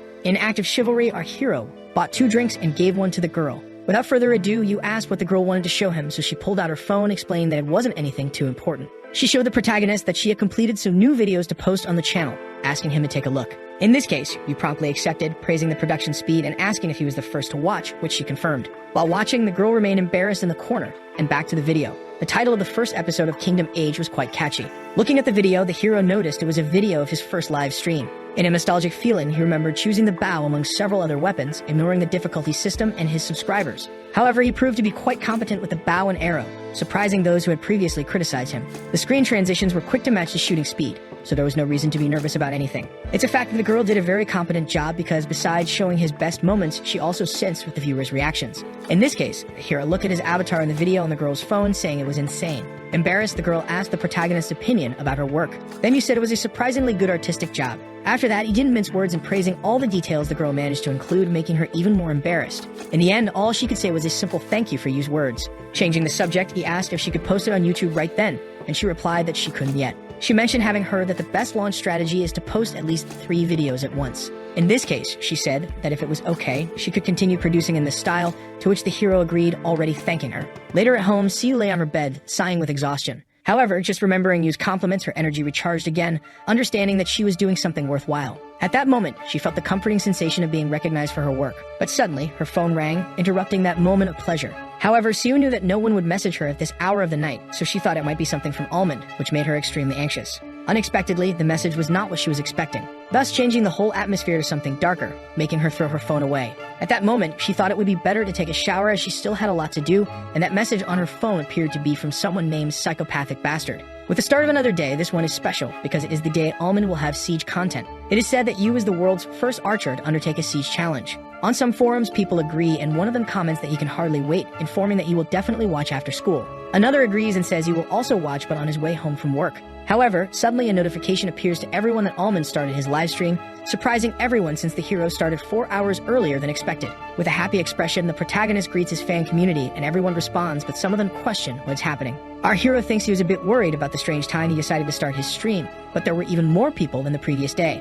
In this case, he understands that he is starting with a great audience, which is due to the siege challenge he will undertake that day. After that, He informs that the day's stream will be longer and finally starts playing from where he left off last time. Then one of the soldiers calls his attention, asking if he traveled a long way to get there. However, our hero appears to be confused, and the soldier points to the girl on top of the castle. In this case, he says the hero is pretending not to understand and friendly gives the protagonist a light punch on the shoulder, saying he is jealous. At that moment, the stream chat is confused because this side of Roman had never been shown before, and you thinks the man was already friendly but had never interacted like this. Then, looking at the horizon, the protagonist understands that the man is the type who likes to command from behind to bring them down.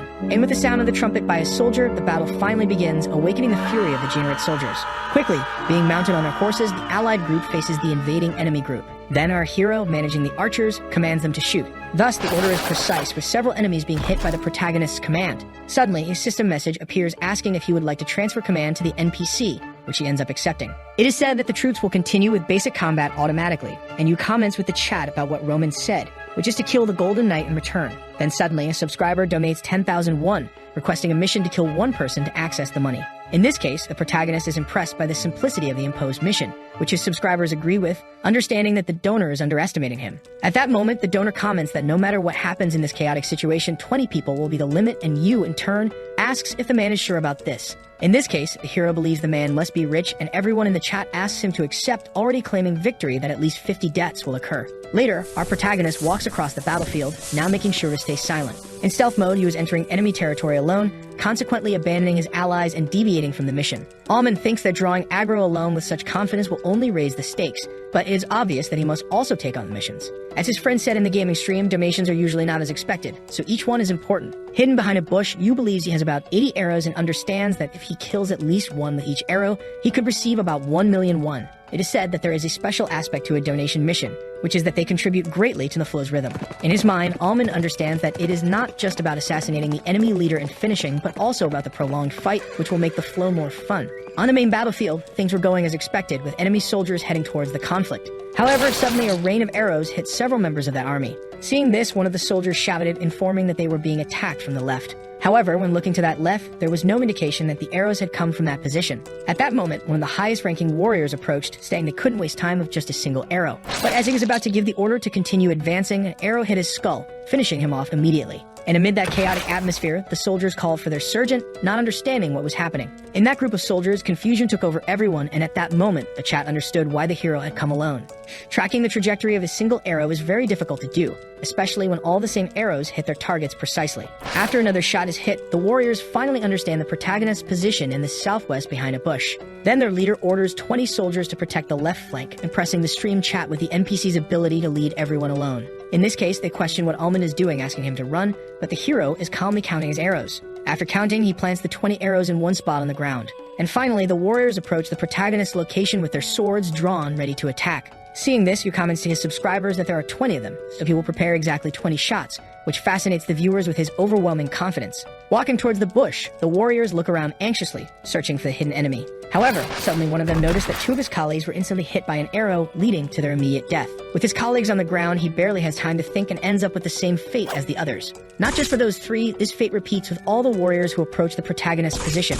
One of them shouts, trying to warn that the archer is just aiming for the head. But as his message was being passed, he too ends up being hit. Without mercy, Almond launches a rain of arrows that hit their targets with surreal precision, and the system informs there are 3 seconds until the consecutive shot ends. However, those 3 seconds were more than enough for the protagonist to finish off everyone in the region. Finally, the allied troops are already approaching on the horizon, but now without enemies to stop them. With the end of the mission, the hero understands he has earned 230,000 won, and the viewers praise him greatly for doing exactly as he said. At her home behind the computer screen, Siu is extremely excited, unable to stop praising Almond for his remarkable skills. She thinks that everyone, like her, is enamored with the hero, and this is because he always performs at 100% regardless of the situation. That passion demonstrated aligns closely with his sense of self-confidence. Yu is definitely someone who does not doubt himself because he doesn't need to. This is an idea based not just on belief, but rather on his previously fully proven success. Back in the game, the hero hits another soldier with a precise shot to the skull. And for everyone, it is already a fact that the protagonist is the true image of a genius to which people aspire. Our hero points an arrow at his enemies,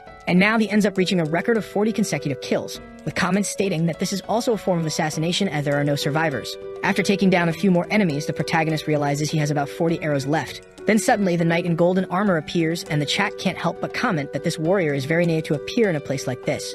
Seeing the situation, he thinks it's unbelievable because all 20 of his men were taken down by a single archer. In this case, the warrior orders 40 more soldiers to the front, not allowing the archer to kill any more of his men. Promptly, they all head to the designated spot. Upon arriving at the location, they finally come face to face with the protagonist hidden behind a bush, and the mission donor asks in the chat for the hero not to cause any more losses. However, the bet was already made, and the chat comments that the donor is crying a lot for someone who has more than 1 million in their account. Seeing this, he was amazed by the size of his subscriber's wealth, already imagining he will do very well. At that moment, the hero asks if this is true to his subscriber, and he responds only that he's in trouble. Thus, it is implied that the donor indeed has such a fortune. Then, aiming again with his bow and arrow, the hero states that he will take exactly that 1 million his supporter has in his account. That subscriber tries to say something, but at the same moment, one of the soldiers is hit in the head with a precise arrow. Seeing this, the warriors try to form up to counter the attack. However, the protagonist activates his consecutive shot ability, now greatly diminishing his enemy's chances. Quickly, he targets everyone in front of him, defeating the warriors one by one. In this case,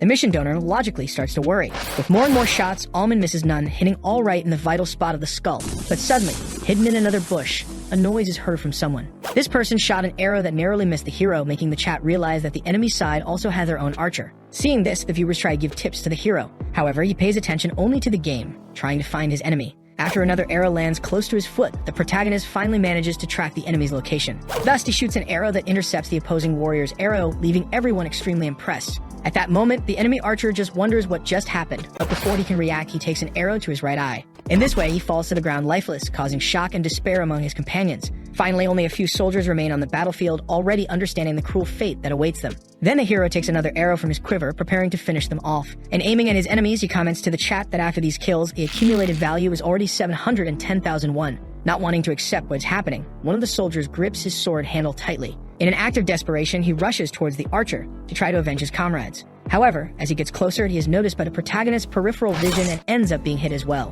One of the warriors despairs, questioning who this bastard is because he has never seen anyone so quick with a bow and arrow. But at that moment, another is hit. The warrior's comrade falls right in front of him, interrupting his speech and leaving him even more agonized. As his last instinct, he tries to run to save his life, but our hero has no intention of letting that happen. However, things did not go as expected. Looking at his baggage, he realized he was out of arrows, but his subscribers were already very satisfied with the performance he had shown. The donor then felt relieved for not having to spend even more money, and others commented that the NPC was just lucky. But now the focus turned to the soldier in his frantic run. Unexpectedly, our hero was pursuing him, not willing to let his unbeatable score be broken this way. With the soldier's desperation upon realizing he was being chased, the viewers only praised the quality of Kingdom Age's artificial intelligence. That warrior kept shouting for the protagonist to stop chasing him, and at that moment, he found an arrow in one of the bodies on the ground. He pulled it from the head of a fallen soldier and aimed at his new target. Hitting him precisely in the skull, he finished his combat with a perfect score. Smiling, you explained to his subscribers that only 20 people were left. Understanding his promise, the donor sent that promise 1 million, driving everyone crazy, and the very happy hero thanked awkwardly. Suddenly, something on the horizon caught our protagonist's attention. It was the arrival of the Allied troops, indicating that the war had come to an end. Amid the crowd of soldiers was the knight Robin being acclaimed by all. One of the warriors commented that thanks to Sir Robin's leadership, they won the battle, praising him for being truly remarkable and the real hero. Seeing this, the viewers were indignant at this unfair merit system, commenting that Almond was the one who did all the work.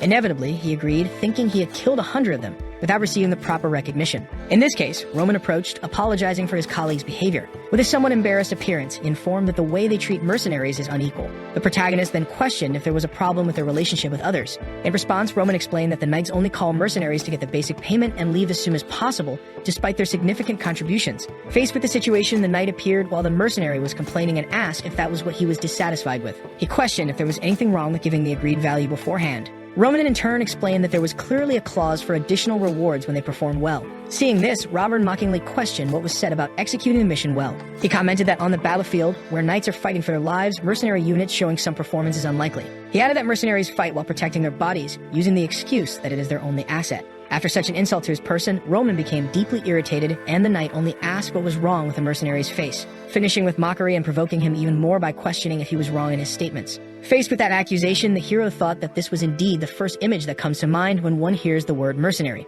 However, this is just a silly prejudice. If mercenaries cannot fight properly from the start, they cannot build trust, and without trust, the system cannot be sustained. Thus, the protagonist said he thought the knight trusted them in the war by recognizing their skills, and that throwing away respect with the end of the war was not honorable. This left Robert completely indignant, so Roman explained that the young man alone killed 100 of the soldiers. In this case, he questioned if they had done nothing. However, petulantly, the knight laughed at the protagonist's feat. He then began to laugh and mock the archer along with his soldiers, believing it to be a lie. This enraged everyone in the chat, not just them, but also the hero himself. In this case, Roman, already disappointed, tried to argue once more. However, suddenly a person appeared, interrupting their dialogue. She was saying to let her go as she claimed she could walk on her own. This person was the Golden Knight from before, presenting himself before every one of the few soldiers. In respect for his opponent, he admitted that Robert came out victorious in this battle. He vented about his castle being taken without shame and justification, and all his soldiers being killed. Finally, questioning if this is what the Generites call honor, leaving the knight speechless. The protagonist, in turn, seeing how the knight reacted, indicated that the person with the golden helmet must have a higher status.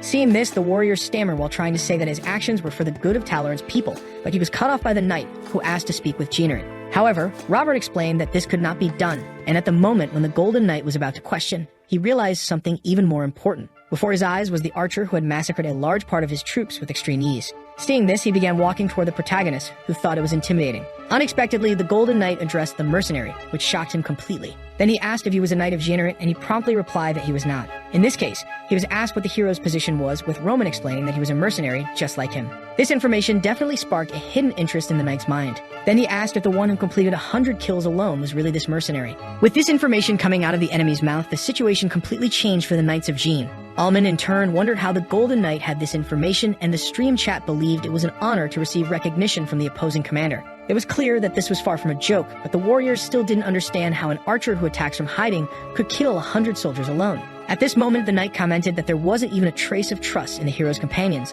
calling them fools. In this case, putting his hands on his helmet, the commander asked if the protagonist still wanted to continue working with them. He began to remove his helmet and added that these people couldn't recognize the warrior's value. Being the first to notice due to the person's voice, the chat understood it to be a feminine tone. And when the helmet was completely removed, the theory proved real, with the knight's secret identity revealed as a girl with long purple hair. After that, with a friendly expression, the girl asked if the hero would like to work with her, and a choice window appeared in the system, giving the protagonist two options, one to accept for having his value recognized and another to refuse for already having sworn loyalty to another. Unexpectedly, it became clear to you that the Golden Knight was actually Rosanita, the second heroine. Despite the defeat, she presented a relaxed and confident attitude and an unsettling yet fascinating air different from what is normally felt with Amelia. Even as a novice in the game, it was clear to the hero the effort the developers invested in this character. Additionally, it was obvious that the Generit Knights were also captivated by the girl's charm. At this moment, the stream chat began to pressure the protagonist to choose Rosanita's route instead of Amelia's. Then he remembered that he had to choose one option between the two. Initially, he believed it was not the time to change heroines considering his progress with Amelia. He thought that even though it was a story within a game, he still hadn't experienced everything, having seen her from the beginning and grown attached to her. Due to the delay in his response, Rosanita asked if the archer would leave her waiting like a fool and reiterated to get his answer. Then the pressure began to overwhelm you, who didn't know the best option to choose at that moment. In this case, he decided to make that decision later and wisely ended the broadcast at the peak of the audience, leaving all his subscribers extremely furious. Their last comments didn't spare any effort to insult him. Monitoring the hero's performance in his room, Kim noticed that the group of people who insulted him at the end of the broadcast was the same that always appeared in the initial minutes, understanding them to be fanatic fans who weren't truly offending him, as they were the ones who spread the flow events in various communities. However, Kim was still surprised by the large number of them. The general fan base consisted of men in their 20s and 30s, but the sexes of hardcore fans were evenly distributed. While male viewers donated more frequently, female viewers surpassed in total revenue by a small margin. However, thinking of Seo, the protagonist's friend understood it was too early to judge the statistics with the data he had at the moment. In the end, there was a love that surpassed the total donations received, and with these indicators, it would be better to play the game distributed by the Funk Next. Suddenly, someone appeared at Kim's house, loudly calling his name. It was the boy's parents appearing at his door, with his father responsible for the fury and shouts. The boy's mother tried to restrain him, but the father was extremely angry, asking what the boy had done. He questioned if Kim was really leaving the company, and at that moment, he withdrew in submission. Shouting even louder, the boy's father questioned if he was out of his mind. He asked if his son had ever thought about his father's image, explaining that the resignation announcement came through the director. In this case, an imposing order is given for Kim to come to work at the company the next morning. The boy tries to question it, but his father stands firm with his words and with a serious look, asks if he has anything to say. Faced with this, acknowledging his insignificance, Kim says no and reverently states that he will do as his father wishes. After the family conflict, the boy's mother comes to calm things down, asking if he would like to eat some fruit. However, the boy looks at his computer and says he can do it himself. It has been a week since he started his new job, and the boy has managed to earn about 271, which is not a fortune. For now, Kim has not yet achieved any of his goals, but he is definitely enjoying what he is doing and beginning to see hope. A tear fell on the boy's desk, and he wondered if everything until now had been a simple dream. However, as quickly as the tear fell, he wiped it away, thinking it was too long to be a dream. Shortly after, at his house, the protagonist is sleeping dead tired. But he ends up waking up because someone is ringing his doorbell in the middle of the night. He goes to his door and opens it, asking why someone would come there at such a time. Unexpectedly, the person outside his house was someone the hero knew, who introduced himself, commenting that he almost died waiting. It was Kim, who despite having had a hard time was quite excited, informing him that he had left his parents' house. In his new home, Kim cheerfully eats a piece of chicken while drinking a beer. He asks if his friend isn't drinking since he ordered 2 cans, and Yu informs him that he doesn't drink before streaming. In this case, the protagonist's friend sarcastically comments that it can't be helped and starts drinking both cans of beer. Changing the subject, Yu asks his friend why he left home so suddenly, even though it's not strange after becoming an adult. A bit embarrassed, Kim says it's complicated and asks to explain later, which the hero accepts, saying he can wait until a more comfortable time. In this case, the boy asks if it's okay for him to stay there for a while, and the protagonist says it's fine since there's space for both of them. After eating and drinking a lot, it's time to talk about work, so Kim asks what Yu intends to do in Kingdom Age. He comments that the hero seems to be at a love crossroads between Amelia and Rosanita. When questioned, the protagonist thought it was something more important, so he just asked his friend if who he chooses really matters. Faced with this, his friend shouts, asking if the hero hadn't looked at the forums after the stream, and he replies that he hadn't. It's said that there's a discussion about Amelia and Rosanita, so it's wise for the protagonist to be careful with his choice to avoid hurting business. In this case, Yu just comments that his viewers' reactions are quite wild, which leaves his friend completely beside himself. In his mind, Kim was impressed that his friend was doing well even after seeing these threats, thinking that if it were him, he would have at least lost sleep. Seeing those messages, he remembers that he has something to tell his friend. He comments that given how things are going, it's noticeable that the game's end is approaching and they still haven't discovered the next game to play. It's a fact that it has to be a game that satisfies their existing viewers while generating more traffic, and in this case, Kim places his belongings on the table, having come prepared. With a confident look, he comments that there's no problem because he has done preliminary research. Thus, he asks his friend to get excited because what he will show now is something revolutionary. It's a game called Battle Rage set in a modern warfare scenario. Seeing this, Kim asks if his friend has ever played it,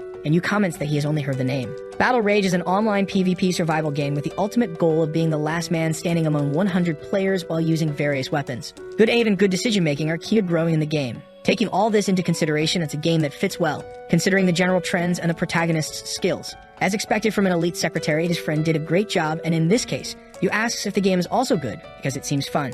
Unfortunately, the hero comments that he is not used to PvP games, thus questioning if he should practice a bit before the stream. Faced with this, Kim shouts, slamming his hand against the table, telling him never to do that. Somewhat disappointed, the boy understands that apparently the hero knows nothing about what his audience wants. To explain, he asks Yu to reflect on what the viewers most want to see in his stream. The protagonist responds that it is his gameplay, but it's far from that because anyone can stream good gameplay if they are skilled enough. In this case, he asks what it is, and at that moment, Kim points his index finger at our hero. He is informed that what the audience most wants is an incomparable genius. The boy asks the protagonist to remember his first stream in the game. For a moment on that day, the hero displayed overwhelming performances despite not having practiced. It is said that viewers go crazy when they see a true genius, so Kim believes that the best thing to do is to repeat the process, showing only perfect plays without practice. However, the protagonist recalls that Battle Rage is a game focused on guns, explaining that he knows nothing beyond archery. But the boy turns on a screen and asks for Yu's attention for a moment. The screen shows the hero shooting an enemy in the head while riding a horse, questioning if anyone can do it that way. The hero, in turn, believes it to be something normal, and Kim debunks this mistaken belief, explaining that the protagonist is incomparable to others in these game styles. In this case, Yu thinks that this result might have been caused due to his secret scheme. He informs that he programs a ranking system before starting his stream with direction sense and agility training. The hero explains that although it is something that came with the capsule, it is well optimized, so he clears it daily with the most difficult setting. In this case, Kim asked the hero's highest score, to which he replied it was about 12,000 points. After the explanation, the boy begins to feel agitated while looking at his phone screen, and he informs that according to his research, his colleague is apparently in the #1 position. So he shows the ranking system for the hero to look at for himself. And seeing this, he realizes it is true, making his friend's expectations of him increase even more. Now the theory that the protagonist is a genius in his field is confirmed, but it still takes a bit for the realization to fully sink in for our hero, as with all abrupt events. Kim, in turn, is extremely excited about the legacy they will leave when they start streaming Battle Rage. Later, even though it was still daylight outside, our hero was already starting to get back to work. When asked about this, he explained that he was testing the time that attracts the most viewers, which is definitely a good idea. Anyway, Kim wishes the protagonist good luck on his journey. However, he finds his friend's level of affection strange, making Kim nervous about the lack of gratitude.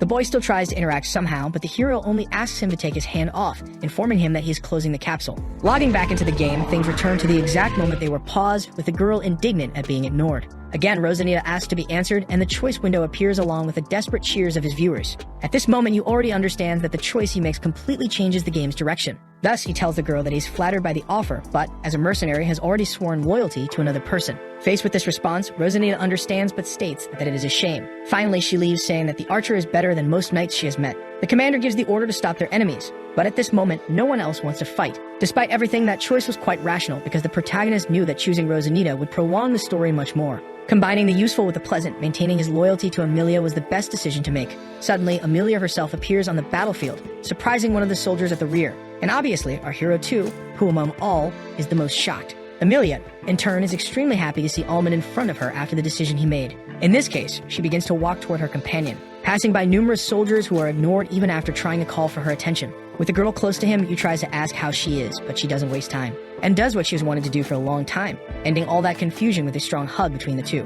After the hug, the stream chat goes wild, and then the hero places his hands on the girl's shoulders, suggesting they return as they had emerged victorious. In this case, the girl shows a shy face and genuinely praises the boy for his deeds in the battle. And so, in a romantic scene, the two finally kiss. However, this was not shown to the viewers, who were extremely disappointed that the hero skipped the scene. After that, everyone heads back to the kingdom's territory on their horses and carriages. Unexpectedly, one of the knights approaches the hero, commenting on him being the archer who killed 100 targets and praising his incredible feats. Faced with this, the protagonist is not sure how to react, and Roman admires the soldiers' hypocrisy, as they refuse to believe it just moments ago. However, at least the enemy recognized their achievement, or rather the hero's achievement. But you knows it wasn't all just because of him, and that it only happened because the captain and the others were fighting at the forefront. Seeing this, the mercenary thanks the hero's words, saying that it will comfort his group, but Yu is confused because he considers himself one of them too. In this case, Roman comments that the protagonist is no longer a mercenary because now he has the freedom to do whatever he wants. Regardless of everything, the mercenary thanks him because, due to what the boy did, each of them earned enough to relax for 4 months.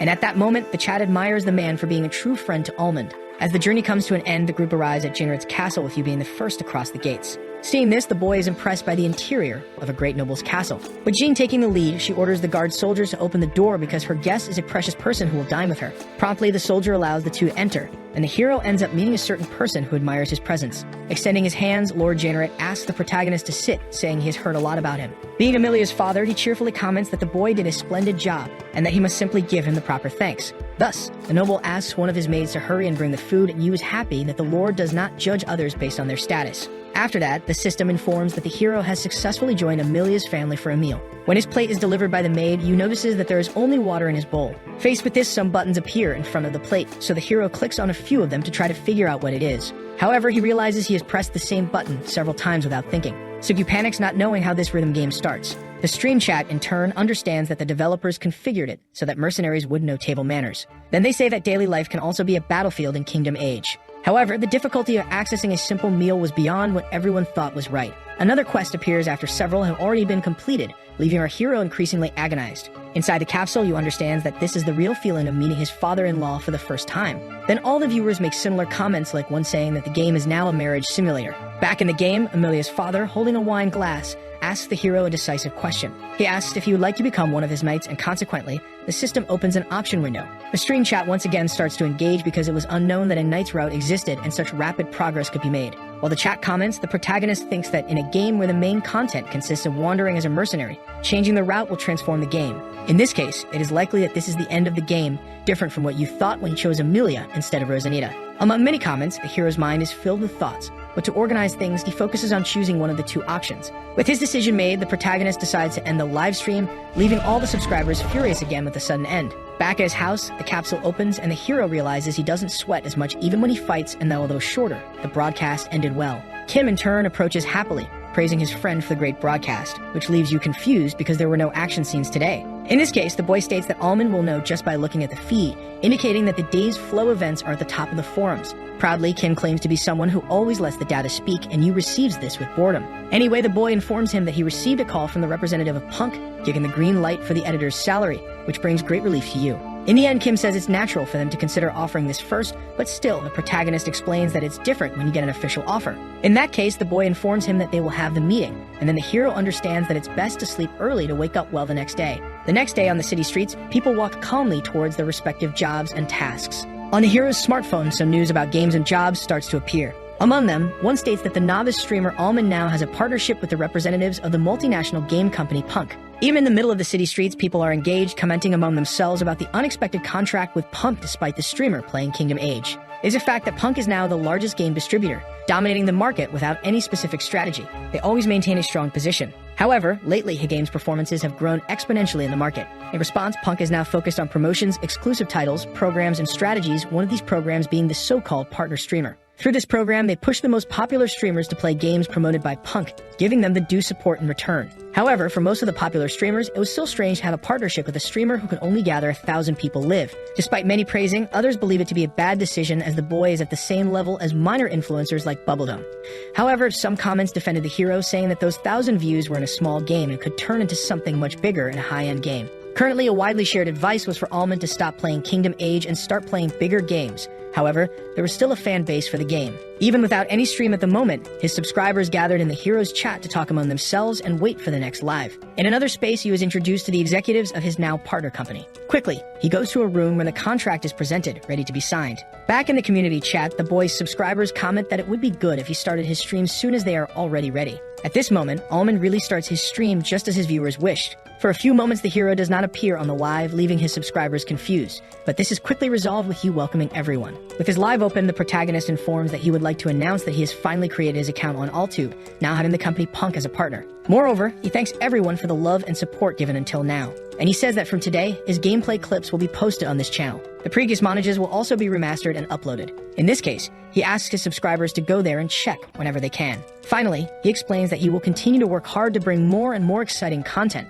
Quickly, the news spreads across all media, leaving the popular ones in ecstasy and the haters irritated.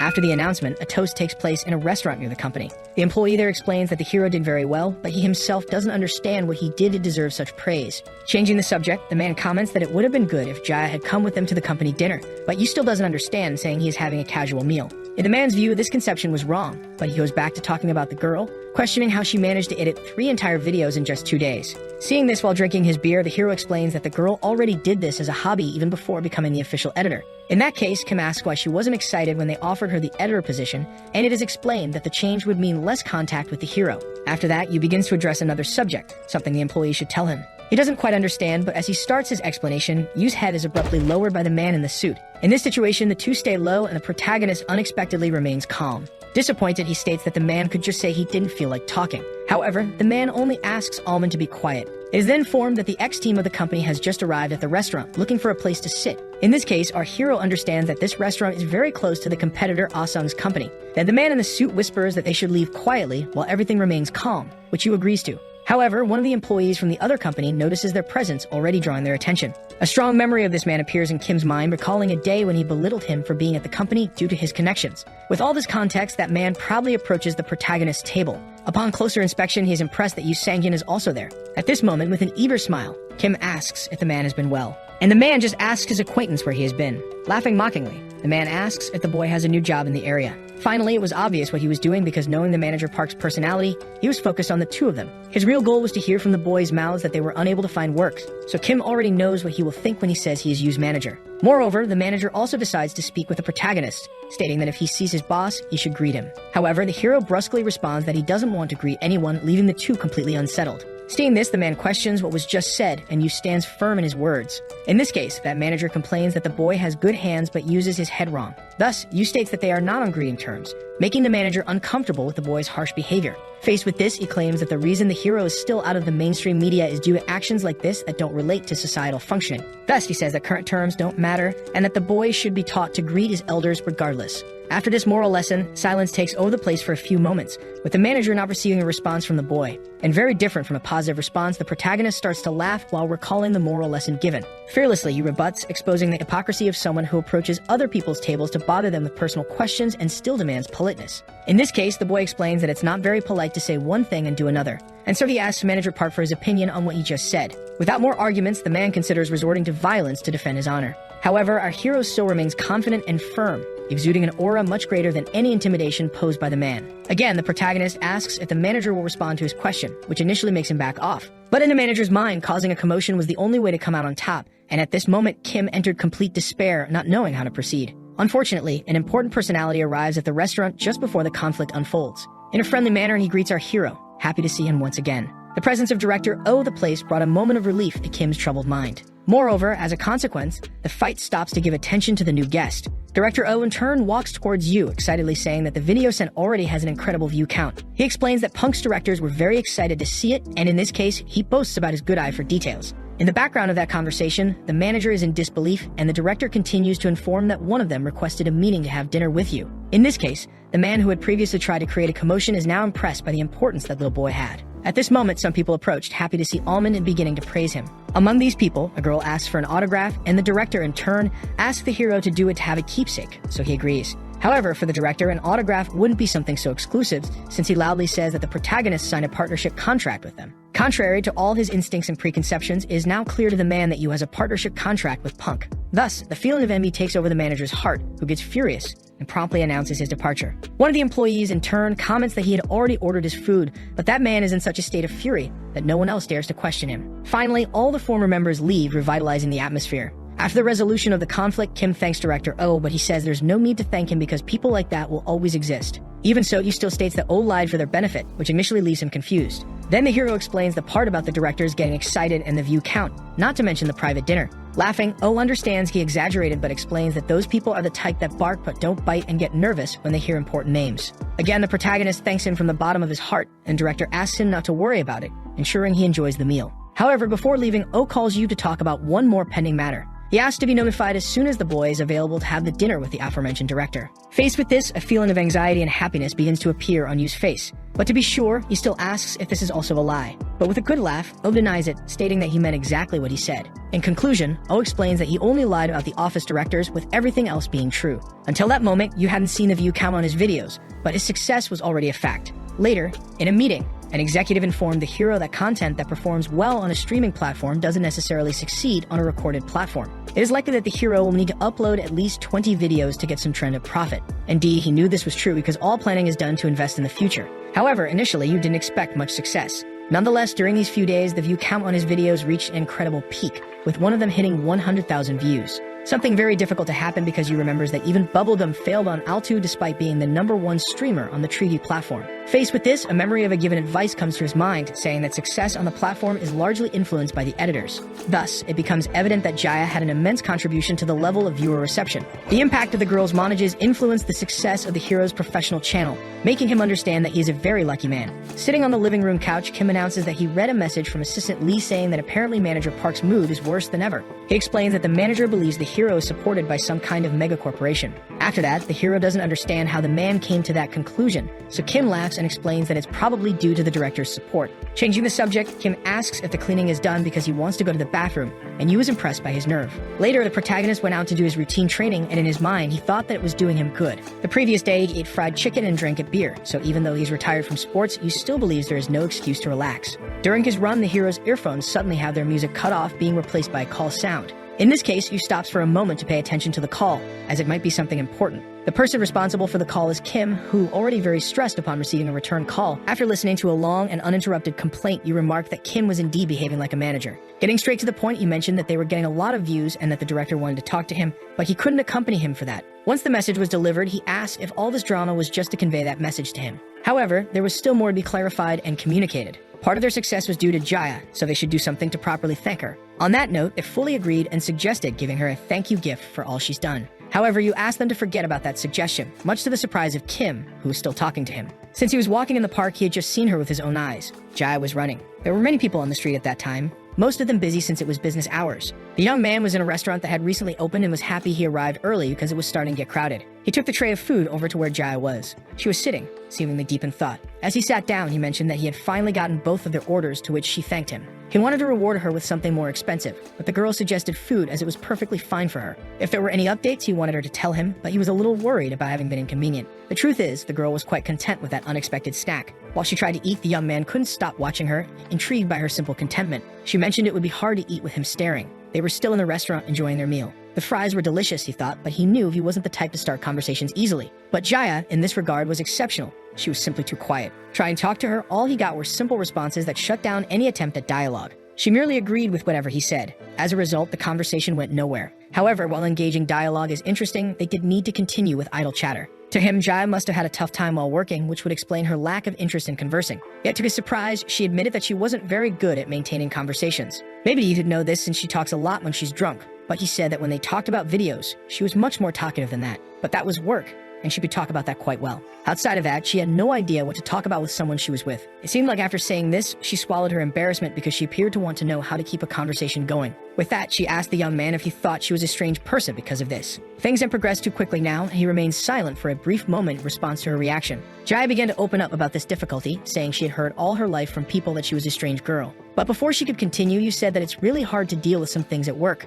He mentioned that there are positive aspects of being in a company, but there are also difficult moments while working, and that holding back some feelings makes people overflow with stress. He asked a rhetorical question about overflowing with those feelings. Since he and his friend left their jobs, he knew very well what it felt like to feel this way, but he wanted to know from her what was going on that made her feel like that. Jaya, hearing this, was surprised by her colleague's understanding. After all, he expects her to talk about it when she feels comfortable doing so. Jaya has some memories of who is in front of her and the image she had of him. In fact, he is an adult and carries himself with the maturity of one. He was all online and in front of his camera. The netizens are talking to him. He told them that if they didn't know, he is now a streamer and works with Punk. That statement triggered a variety of comments from everyone. He seemed quite pleased with all the commotion over a simple announcement. In that particular session, he would play Kingdom Age, which slightly surprised the netizens. Those watching him had the impression that in that session, he might finish the game. Moreover, there was already a new game lined up to be played by him. There is now a large palace covered with snow everywhere. A very well-dressed woman is waiting to welcome someone who had just arrived. The player stands before her, bowing and extending the sword he carried with him. With one of her hands, she grasps the hilt of the sword,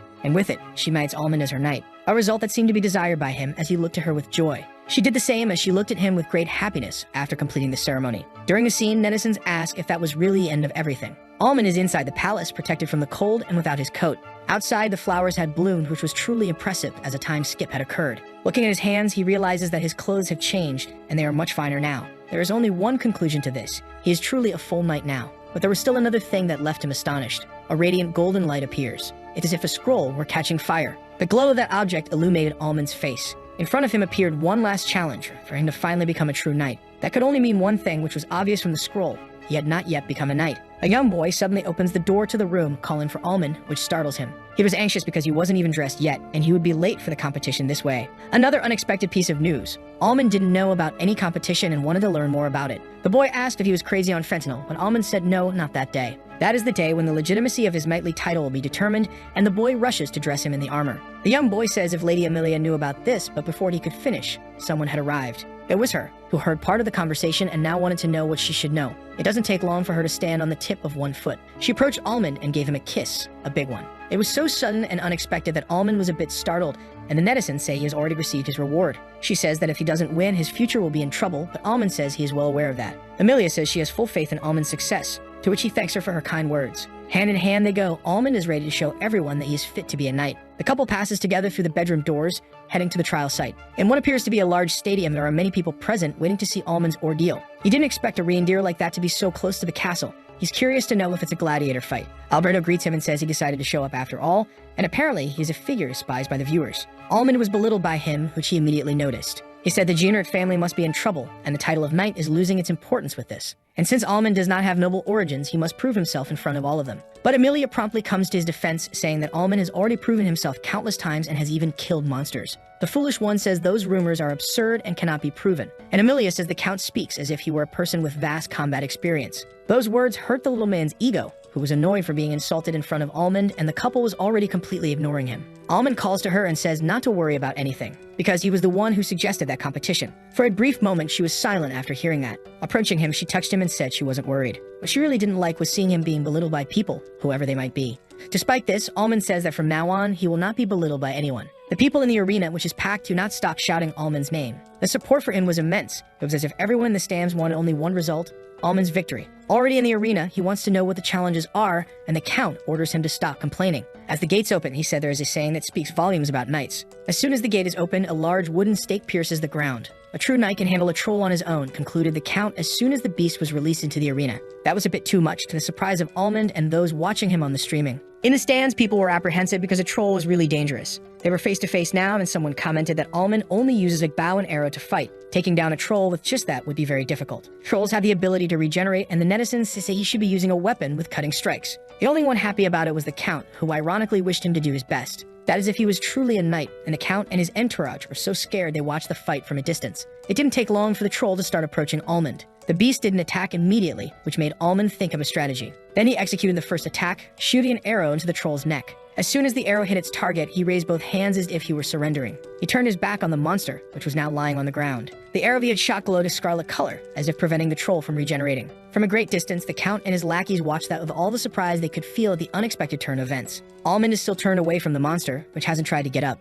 The netizens celebrate because that had been a perfectly executed shot. They completely forgot trolls are no exception to Almond's unique skill. The crowd cheers, impressed by the result. Almond made it look easy, as if anyone could do that. The people started chanting hooray for Amelia, and 3 cheers for Almond. The Count, who was watching everything, was almost having a stroke from all the anger. He ordered knights to examine the troll's body because he suspected someone might have poisoned it. He was so outraged that he thought about doing it himself, but Amelia interrupted the little man's scene as the competition was already over. If he continued, he would only ruin himself and his reputation. Even though he was completely dissatisfied and angry, the Count had no choice but to agree with the result. Considering the recent events, Almond says that from now on, his title as a knight is completely valid. A cheerful song fills the air of the castle now.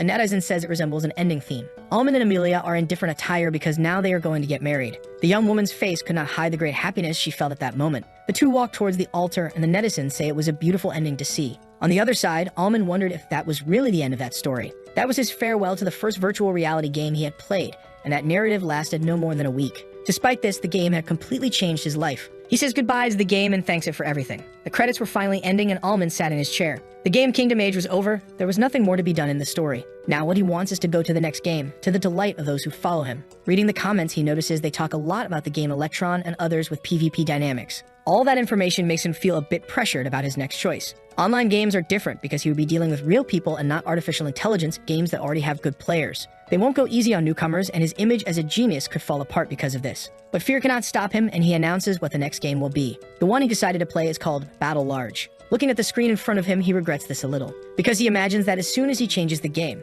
those who followed him for Kingdom Age might leave. But that is a common problem for everyone who works with streaming.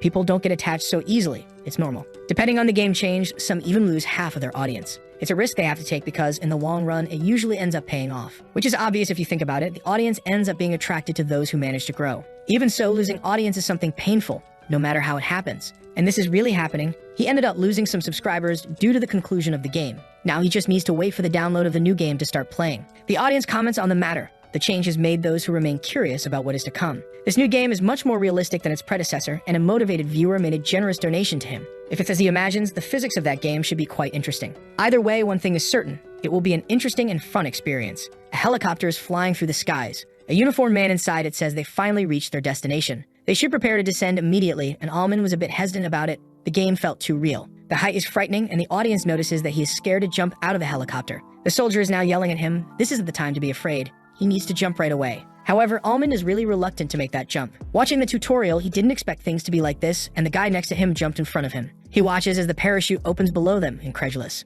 While he is stalling with his fears, another one jumps from the helicopter. Now there are several people descending with parachutes toward the ground, and he is still up there in the safety of the helicopter. Gathering his courage, he realizes he can't lose to the others. The first of his feet is finally out of the aircraft. The leap of faith is made, and Almond is now diving towards the ground. The sensation was really intense and real. It didn't even feel like it was just a virtual reality game. During his free fall, he screams nonstop. Nothing else is happening now but the adrenaline rush of the situation. The parachute opened automatically, to his surprise, and now descending more gently. He is relieved that the scare has passed. Even though the descent is gentle, he feels he is going too fast towards the ground. The ground is approaching at a pace that does not please him. Almond hits the ground clumsily, and some say he is really a newbie, completely unaccustomed. He pulls himself together from the fall, still attached to his parachute. Now safe, he wonders why this game has to be like this right from the start. It's way too intense. Around him, the other players are already brawling like debt collectors chasing payments. Everything was very chaotic, and it didn't take long for him to be spotted by other players on the map. They approached saying they were lucky because he is just a beginner, and they would take care of him quickly. Almond thinks about running away because they go, no, he's a beginner. He even thinks the game shows his level to the other players, but that's due to his awkward landing. He spotted an abandoned building in front of him and is heading towards it to find shelter. A closed door is in front of him. Once inside the building, he wonders if there is anything there he can use as a weapon, as he hadn't thought much about what he might find there. It doesn't take long for his eyes to spot something. On top of a table, there's a weapon ready to be used. It's a refined bow and arrow, a weapon he has a lot of experience with. He approached the weapon to see it a little better. He used something similar when he was an athlete, and he didn't expect to see a weapon like that so quickly in this game. He thought about picking it up to defend himself. During this, he heard a suspicious noise inside the building. There were players entering there through the access from the external stairs. Grabbing the bow, he now knows that players are accessing the building from the second floor. The players open a door that gives access to the inside of the building. To them, Almond must still be on the first floor, not knowing what to do. They imagine he must be hiding instead of collecting items. One of them is sure that from the way he landed, he is definitely a beginner, but one of his buddies has already received an arrow to the head, just to be careful. That was the first kill on the map, to the surprise of those who thought they were hunting a newbie. They are now whispering not to give away any more information. They don't know how that happened, and they quickly tried to identify the direction the arrow came from. One of them points his weapon, thinking he will be able to take down the protagonist. Before he could do anything, an arrow was planted in his bald head. Almond was already holding the bow, ready to take down the last fool. But he was surprised by what he saw. The last hostile player had fled the building because he was at a disadvantage. Almond doesn't know if he should follow him. His audience says he should go after him, while others say that this is a survival game, and what's really good is to stay alive. He thinks about going after the last one, who must be nearby, and a player appears behind him. The fool also has a bow and is ready to shoot, but he didn't have time to do anything because Almond was much faster than him. His little body falls to the ground, lifeless. Almond got a triple kill with that. He even thinks the player imitated him, thinking he would have some kind of advantage with that strategy, and the audience goes wild. He wonders if it's always this easy to deal with players in games of that genre. His audience says he was matched with inexperienced players since he is a beginner. If that's true, he can play with a little more confidence then. A very loud noise suddenly fills the area. Almond was caught by surprise as he didn't expect that. He wants to know what it was since it happened so suddenly. A warning appears in front of him saying the blue zone will shrink in the next 30 seconds. The warning flashes before his eyes. The shrinking of the blue zone is meant to prevent players from hiding indefinitely. Anyone outside of it loses health continuously, and Almond's position is not ideal. Looking out the window, he notices everyone is moving. It's best for him to do the same. Outside, there isn't much to hide behind. He should be careful. Hidden behind a wall, he hears a vehicle approaching, possibly a car. He doesn't know where it's coming from but hopes it passes by his location.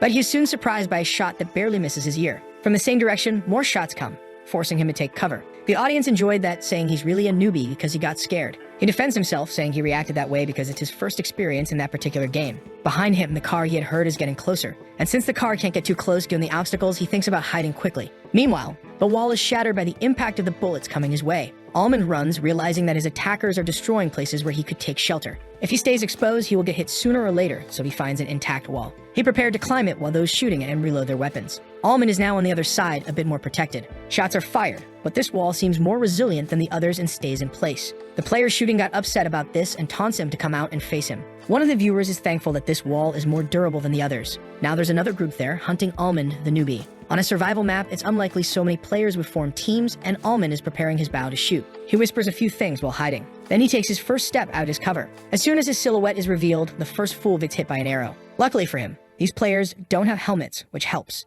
Those left alive wonder how he can be so precise. They said bows deal a lot of damage, but that's the trade-off, given the difficulty of handling them. As soon as they finish saying that, there's now an arrow planted in the guy's head. The remaining fool ran to find cover, knowing he would be next. Almond hunts the last one, who says he's a professional who created a new account to play with beginners. Knowing where his voice is coming from, he prepares to shoot his arrow in an arc to hit him. He shoots his arrow high. It goes over the wall. As it reaches its maximum height, it starts falling towards the last fool's head. He screams in pain on the other side, to the surprise of the viewers who didn't expect such mastery from Almond. If he was screaming, it's because he was alive, but the sound helped him once again to shoot another arrow. He fired his second arrow using the same technique as the first. His target screamed desperately once more, prompting Almond to prepare a third arrow. This one finally took down the fool hiding behind the wall. However, the notification said the player had been knocked out, so out of curiosity, Almond went to see what that meant. The viewer says that appears whenever the shot is fatal, but not unique. Almond continues reading the comments to better understand the game he was in, until one of them says that this map is for team combat. That is definitely a piece of information that caught him by surprise.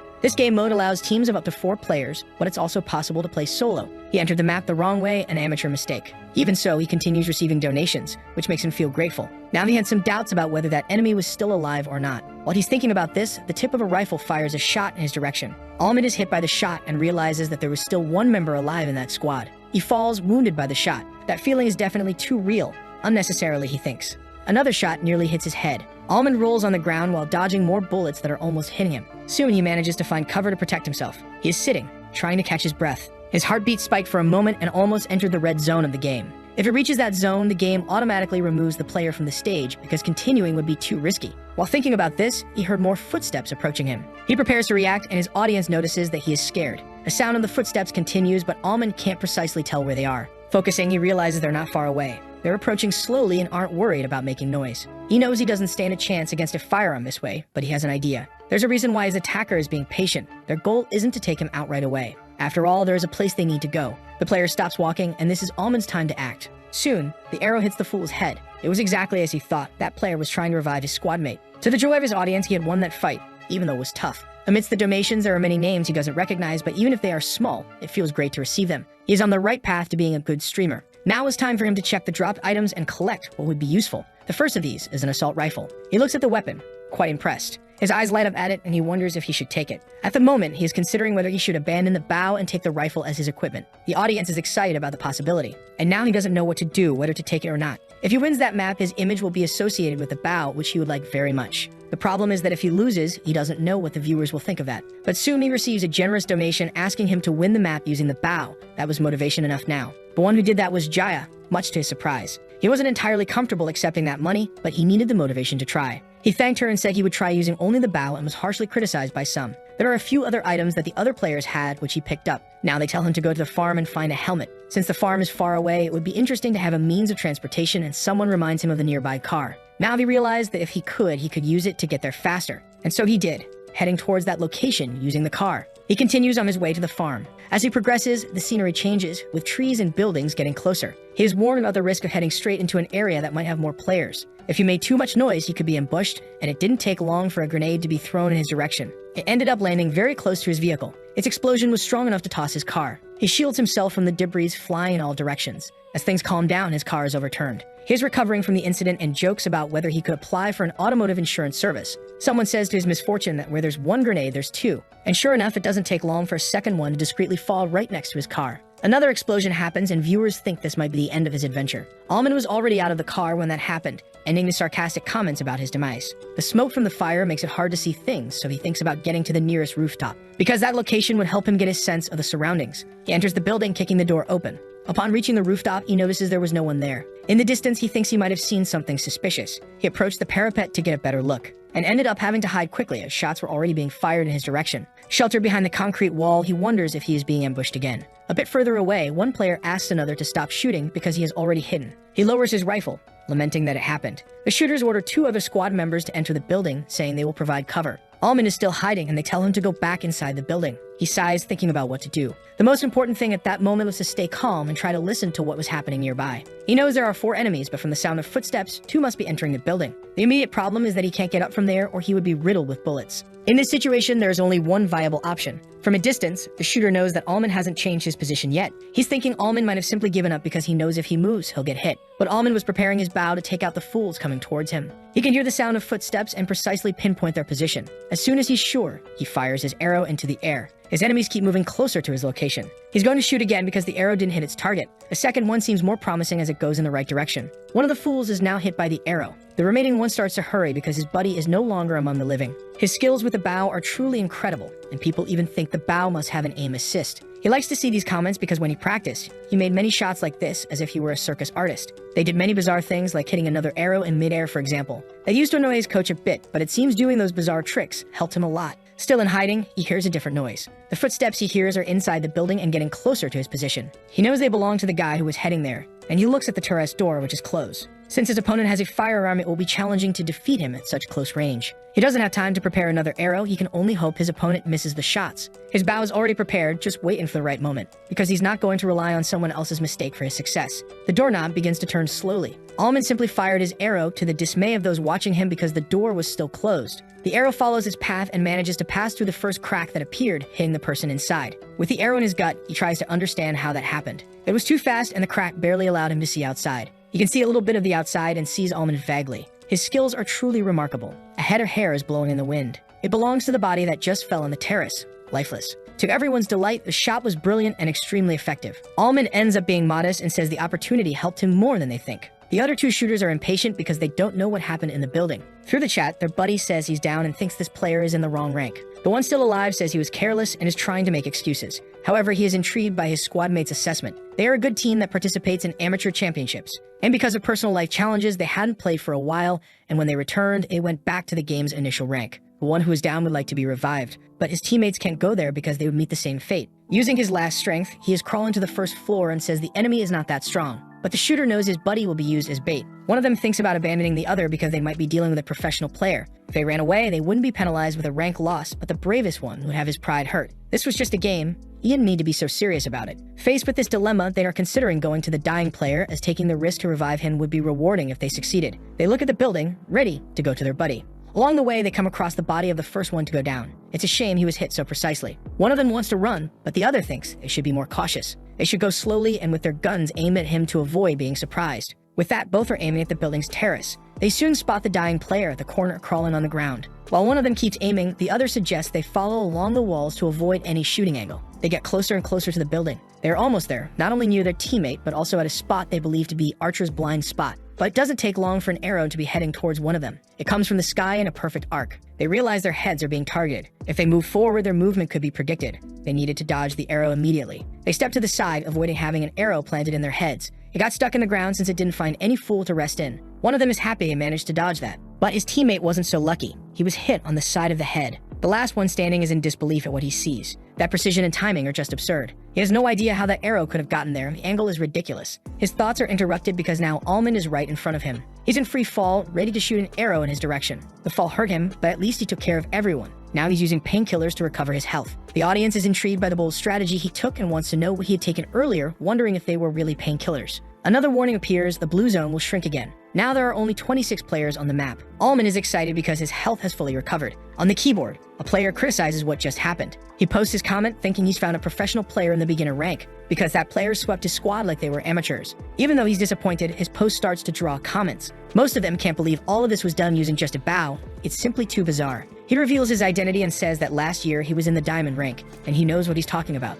The netizens are surprised by his revelation because Calamari was a reasonably famous player in the community. After all, even with a year away, they still played very well, and if he says the Archer is a professional, he knows what he's talking about. It doesn't take long for them to find out that this player is also a streamer. Discovering this, Calamari now plans to make sure this professional player gets his due for messing around with beginners. Meanwhile, Almond is looking for items that could help him. But where he is, the items have already been collected. At least the ones he wanted to collect, as the place is full of weapons. Even though some would like to see what he would do with them, he doesn't even think about getting rid of his bow. The missions appear associated with the bow to win the map using only it and without a squad, with a very generous reward. Now he is curious about the number of viewers, so he decides to take a look. Almost 2,000 viewers simultaneously, a pretty satisfying number for him. He's so happy he needs to control his expression of joy. He says he's going to move on since he didn't find any items of interest. He remembered that his audience almost dropped below 1,000 people when he changed games, and now he wants to know how it increased so much. But reading the comments, something caught his attention. They didn't seem to be that friendly. Almond is impressed that they think he's a disguised professional player. Continuing to read, he figures these new viewers might have reached him because of some forum. Now all he can do is stay optimistic and keep playing so they understand he's actually good. Now he needs to hurry because the blue zone is shrinking. Outside, he hears more gunfire. Now that the area is even smaller, conflicts happen more frequently. So he also needs to move out of there as soon as possible. Now there are only 10 people left on the map. He's already ranked well for his first time. He doesn't know, however, how many teams are left and hopes the remaining players are from different teams. Suddenly, he bumps into another player. He's a little stunned by the collision. Recovering, he can't believe he ran into someone else. And he doesn't even have time to think because there's already a Glock pointed at him. A volley of shots is fired and he barely manages to find cover. Reacting quickly, he takes a position with his bow in hand. He is patiently waiting around the corner for the hostile player to approach. From the sound of footsteps, he knows they are getting closer. But before he could react, his attacker is shot in the head by another player. With him are more people, who are now apprehensive, knowing there is a hidden sniper on the map. This gives Almond time to plan while they are distracted. Playing solo on a team map has its advantages too. He shot another arrow, but it was deflected by the fool's helmet. They hide in the hole they're in, not expecting someone to be using a bow and arrow this late in the game. While recovering his health, he thinks this player must have been hiding the whole time. He thought there would be at most 2 or 3 teams left, but now a dangerous object is coming his way. The arrow this time came from above, destroying his helmet. The remaining buddy is now scared by the arrow's lethality. Before he could prepare to figure out where it came from, he was hit by one too. He has no idea how someone can shoot them from above, and to his dismay, there's already another one coming his way. Now there are only 5 players left on the entire map. Almond can't believe they've been taken out already, and the spectators are amazed at his skill. The conflict continues, and now there are only 4 players remaining. For Almond, that is advantageous as long as the other 3 aren't on the same team. That way, he could get first place. In the next 30 seconds, the blue zone will shrink again. Almond says he's unlucky, but his viewers don't agree with that. The mission's prize keeps increasing, and someone mentions there are snipers in the area. As the map gets smaller, they lose their advantage, but for now, snipers are a significant risk. Once again, Almond hopes the remaining players aren't on the same team. He hears a conversation nearby. It sounds like there's a group of people. Almond's fear has now come true. The remaining 3 are on the same team. The stage is now a 3-on-1 battle. They move cautiously through the stage to avoid being surprised. They were waiting for Allman at a specific point because he would have to pass there if he wanted to get to the blue zone. Looking at the map, they know they have a strategic advantage over the enemy.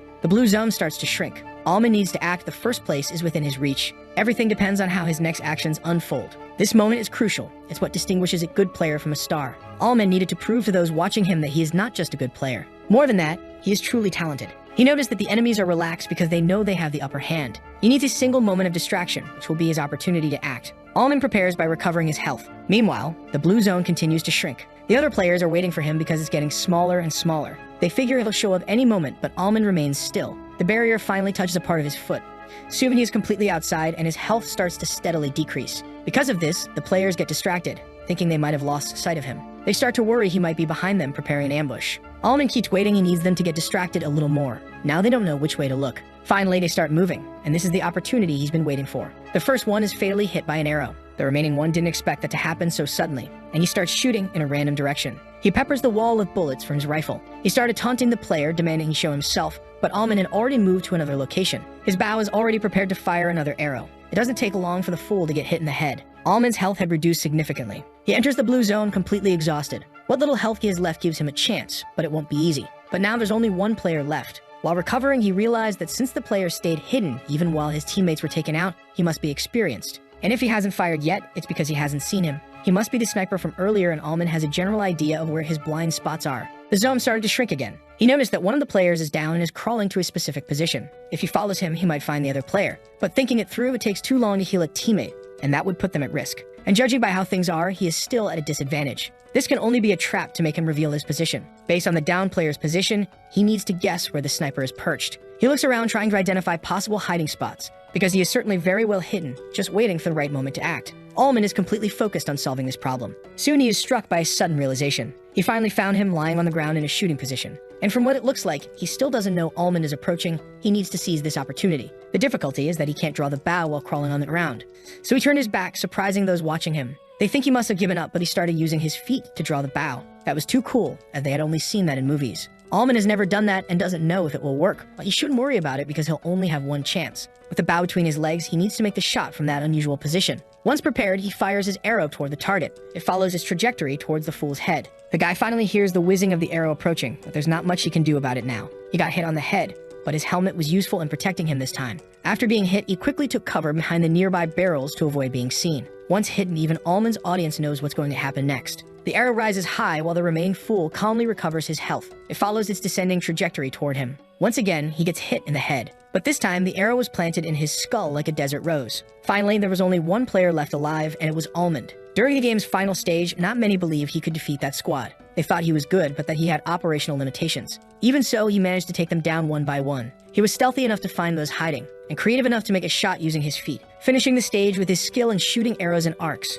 He had won a team map all by himself using only a bow and arrow as a weapon. This is definitely a result no one expected to happen. Allman thanks everyone for the donations received during his stream. One of them even came from Mio, a famous streamer. He promptly thanks everyone who donated to him. Mio makes an offer to him, asking if Allman is looking for a clan. He's just a newbie, and from the chat's reaction, that isn't a common invitation. He thanked her for the donation and said he's just a beginner. Mio makes another donation, saying she would be available if he changed his mind, and Allman thanked her for the offer. He finally said goodbye to his audience as he was done for the day. After exiting the game, his friend says that Mio is really famous and isn't joking around showing him his phone. Mio is simply fabulous by their standards. Besides being a streamer, she has the looks of a model. However, it was good he refused the invitation to join her clan. Allman did it to avoid being compared to experienced professionals because he really is a beginner. Now they want to know how his session's reactions were with the audience. Those who followed him for Kingdom Age reacted very well to the new game. But on the new game's site, things weren't so friendly and some people were reporting him. His friend wants to know if he's handling it well, but Allman thinks it only happened because he hid his identity. He thought about making his identity public again, but his friend thinks it's risky, given the hackers out there. He's going to leave it for now, but his friend says all this attention on him could be well used.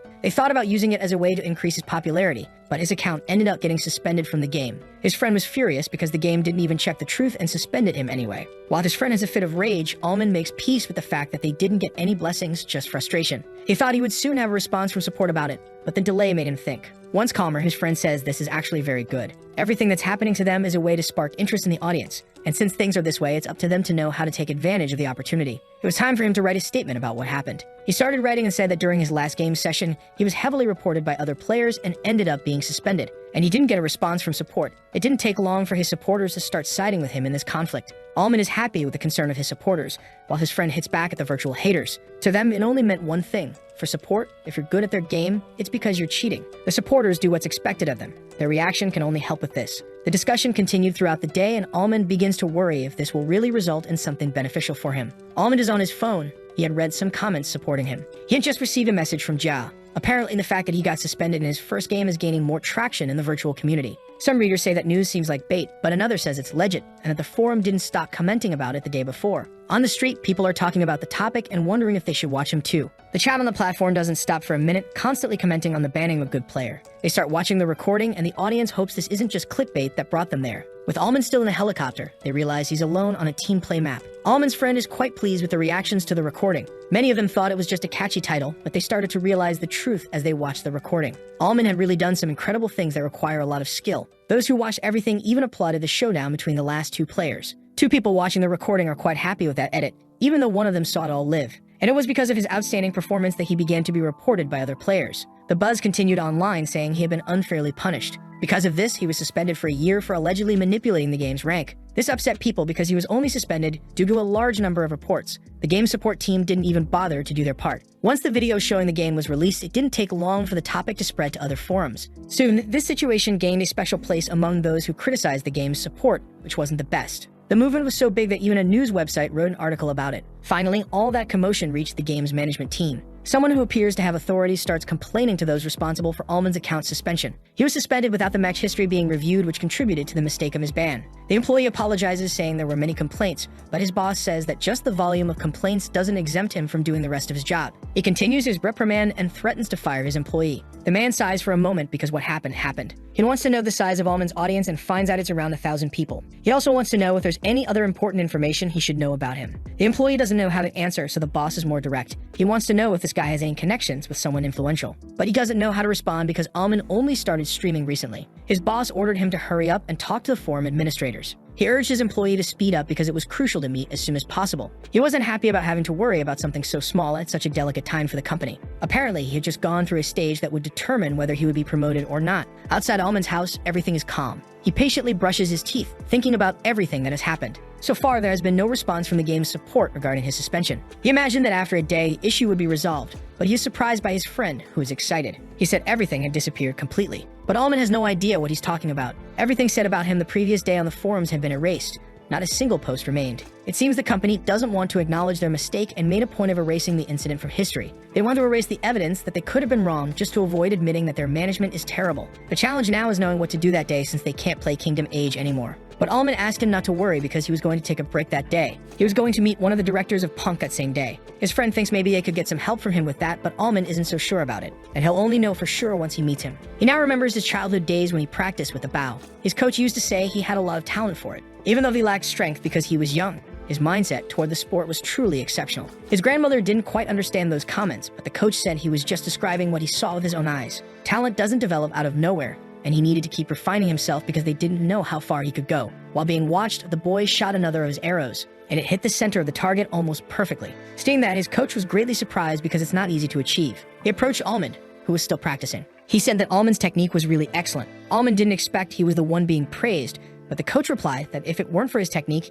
he wouldn't have hit the center of the target, and that regardless of what he did, he should live his life with that mindset. Even if he lacked strength, he should keep moving forward because eventually he would recover and his arrow would hit the target. Allman responded enthusiastically to that great advice. The coach continued, saying that if it were possible for him, he should never stop practicing with a bow because he had a knack for it. Allman looks up the sky, remembering those words he heard when he was younger. Calm, focused, and thoughtful were frequent compliments in his childhood. Qualities that made him the archer he is today, but simple words that could be the introduction of a resume. He has no idea what the future holds for him, and someone calls out to him as he walks down the street. It's the director, who thanked him for coming. The two continue to walk while talking. Soon, silence starts to fill the space between them. He wants to ask the boy a question, who turns to him. The director wants to know if he doesn't usually get nervous often. Allman takes a moment to respond because he didn't understand that question from him. The director raises his hand to explain. Because even veteran streamers get nervous having to deal with the director, but Allman says he's kind of clueless. Even so, he said that Allman seemed very focused when playing, and Allman asked if he had seen the recording. And he said yes, that he watches all of them. Now they were in an expensive restaurant for lunch, and he doesn't even make enough money to go to a place like that.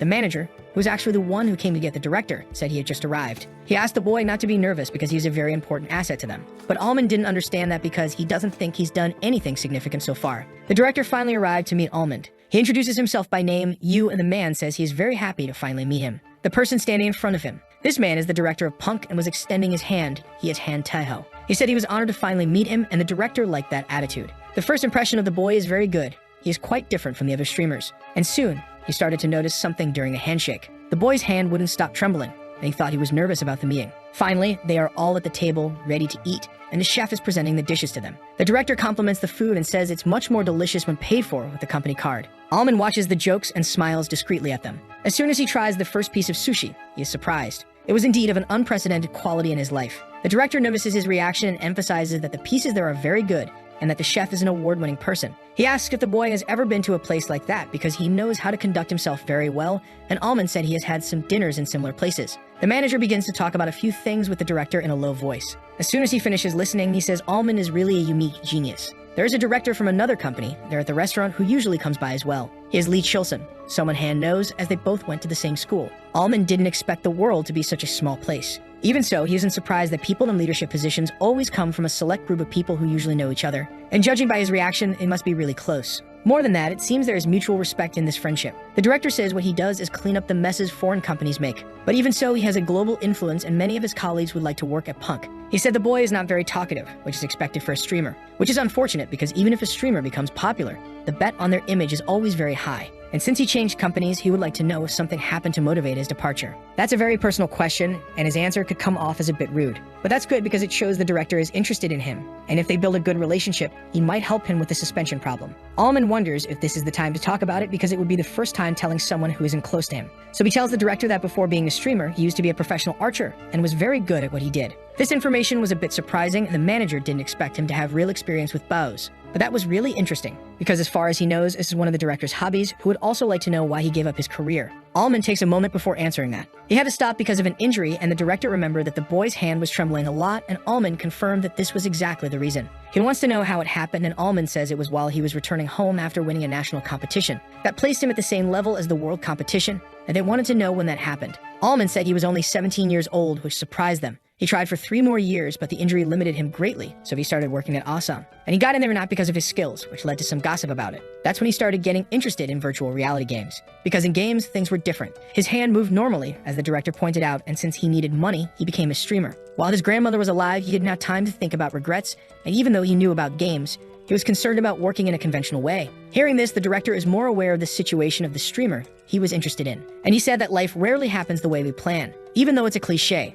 it's what makes life fun is unpredictability. There's no guarantee that a fully planned life is fun. He himself wanted to be an idle hare, but is relieved he doesn't live that way today. He's happy to be who he is because he has good opportunities, and he imagines the same will happen with Almond. So the boy thanks him for the encouraging words. Soon, the manager changes the subject and asks about the new game Almond had started, and Almond confirms enthusiastically about it. He said there's a problem now, but before he could finish his thought, the manager interrupted him. This was the time for him to bring up the request for help. He had a chart in front of them and asked the boy if he understood it. The director has an idea of what it is, but they are both curious now. It shows the increase in Kingdom Age sales after he started playing, and his name is mentioned in several reviews about the game as well. Thanks to him, he now has more influence over that company too. Him and the director is impressed with the sales increase. He was going to talk about it the next day, but he wanted Almond to know about these statistics too, which Almond didn't even imagine had happened. Based on the numbers, Almond has the potential to be a star, and the director agrees. He quickly compliments the boy and says he's amazing, making Almond a bit embarrassed. Those weren't empty words. He truly believes in Almond's success as a streamer. And that's a closed game. There's simply no way for him to keep playing. It doesn't take long for the director to ask which game he chose to start playing now.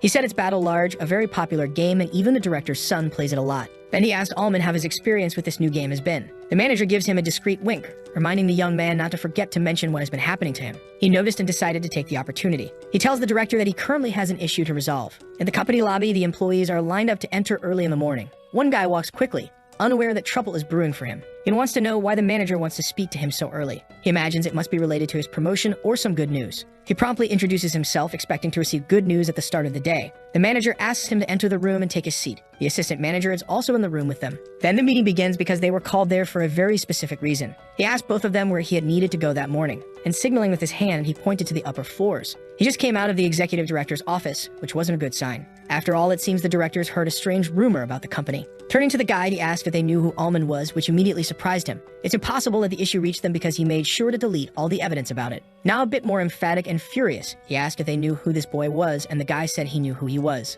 And since they know who he is, he won't beat around the bush anymore, as both are leaving the company anyway. Unfortunately, the guy didn't expect this, which left his superior quite surprised. Since he doesn't know the situation, he has no idea where the executive director heard the rumor, because the guy tried to cover up the mistake without even investigating the situation. Now he realizes the magnitude of the mistake he made, which makes his blood run cold. Almond is just a streamer who works for Punk. Despite his low number of viewers, he's already associated with a major company. He single-handedly made Kingdom Age sales increase fivefold, which caught the executive director's interest in the situation. Even if they make good games, losing Punk's support would be extremely disastrous. Even so, he suspended one of their streamers without concrete evidence of any wrongdoing. The man puts his hand on his head, pondering the situation. Covering up mistakes is something every company does, but the first rule for that is knowing what they're doing. But it seems the two in front of him are too unprepared for this role. The guy tries to ask the manager for another chance, but is ignored. He says he's dismissed and that Almond's case will be handed over to another team now. This is an outcome the guy didn't expect. Seeing they were still in his office, he rushed them out quickly. After a brief silence, he announced he was leaving the office.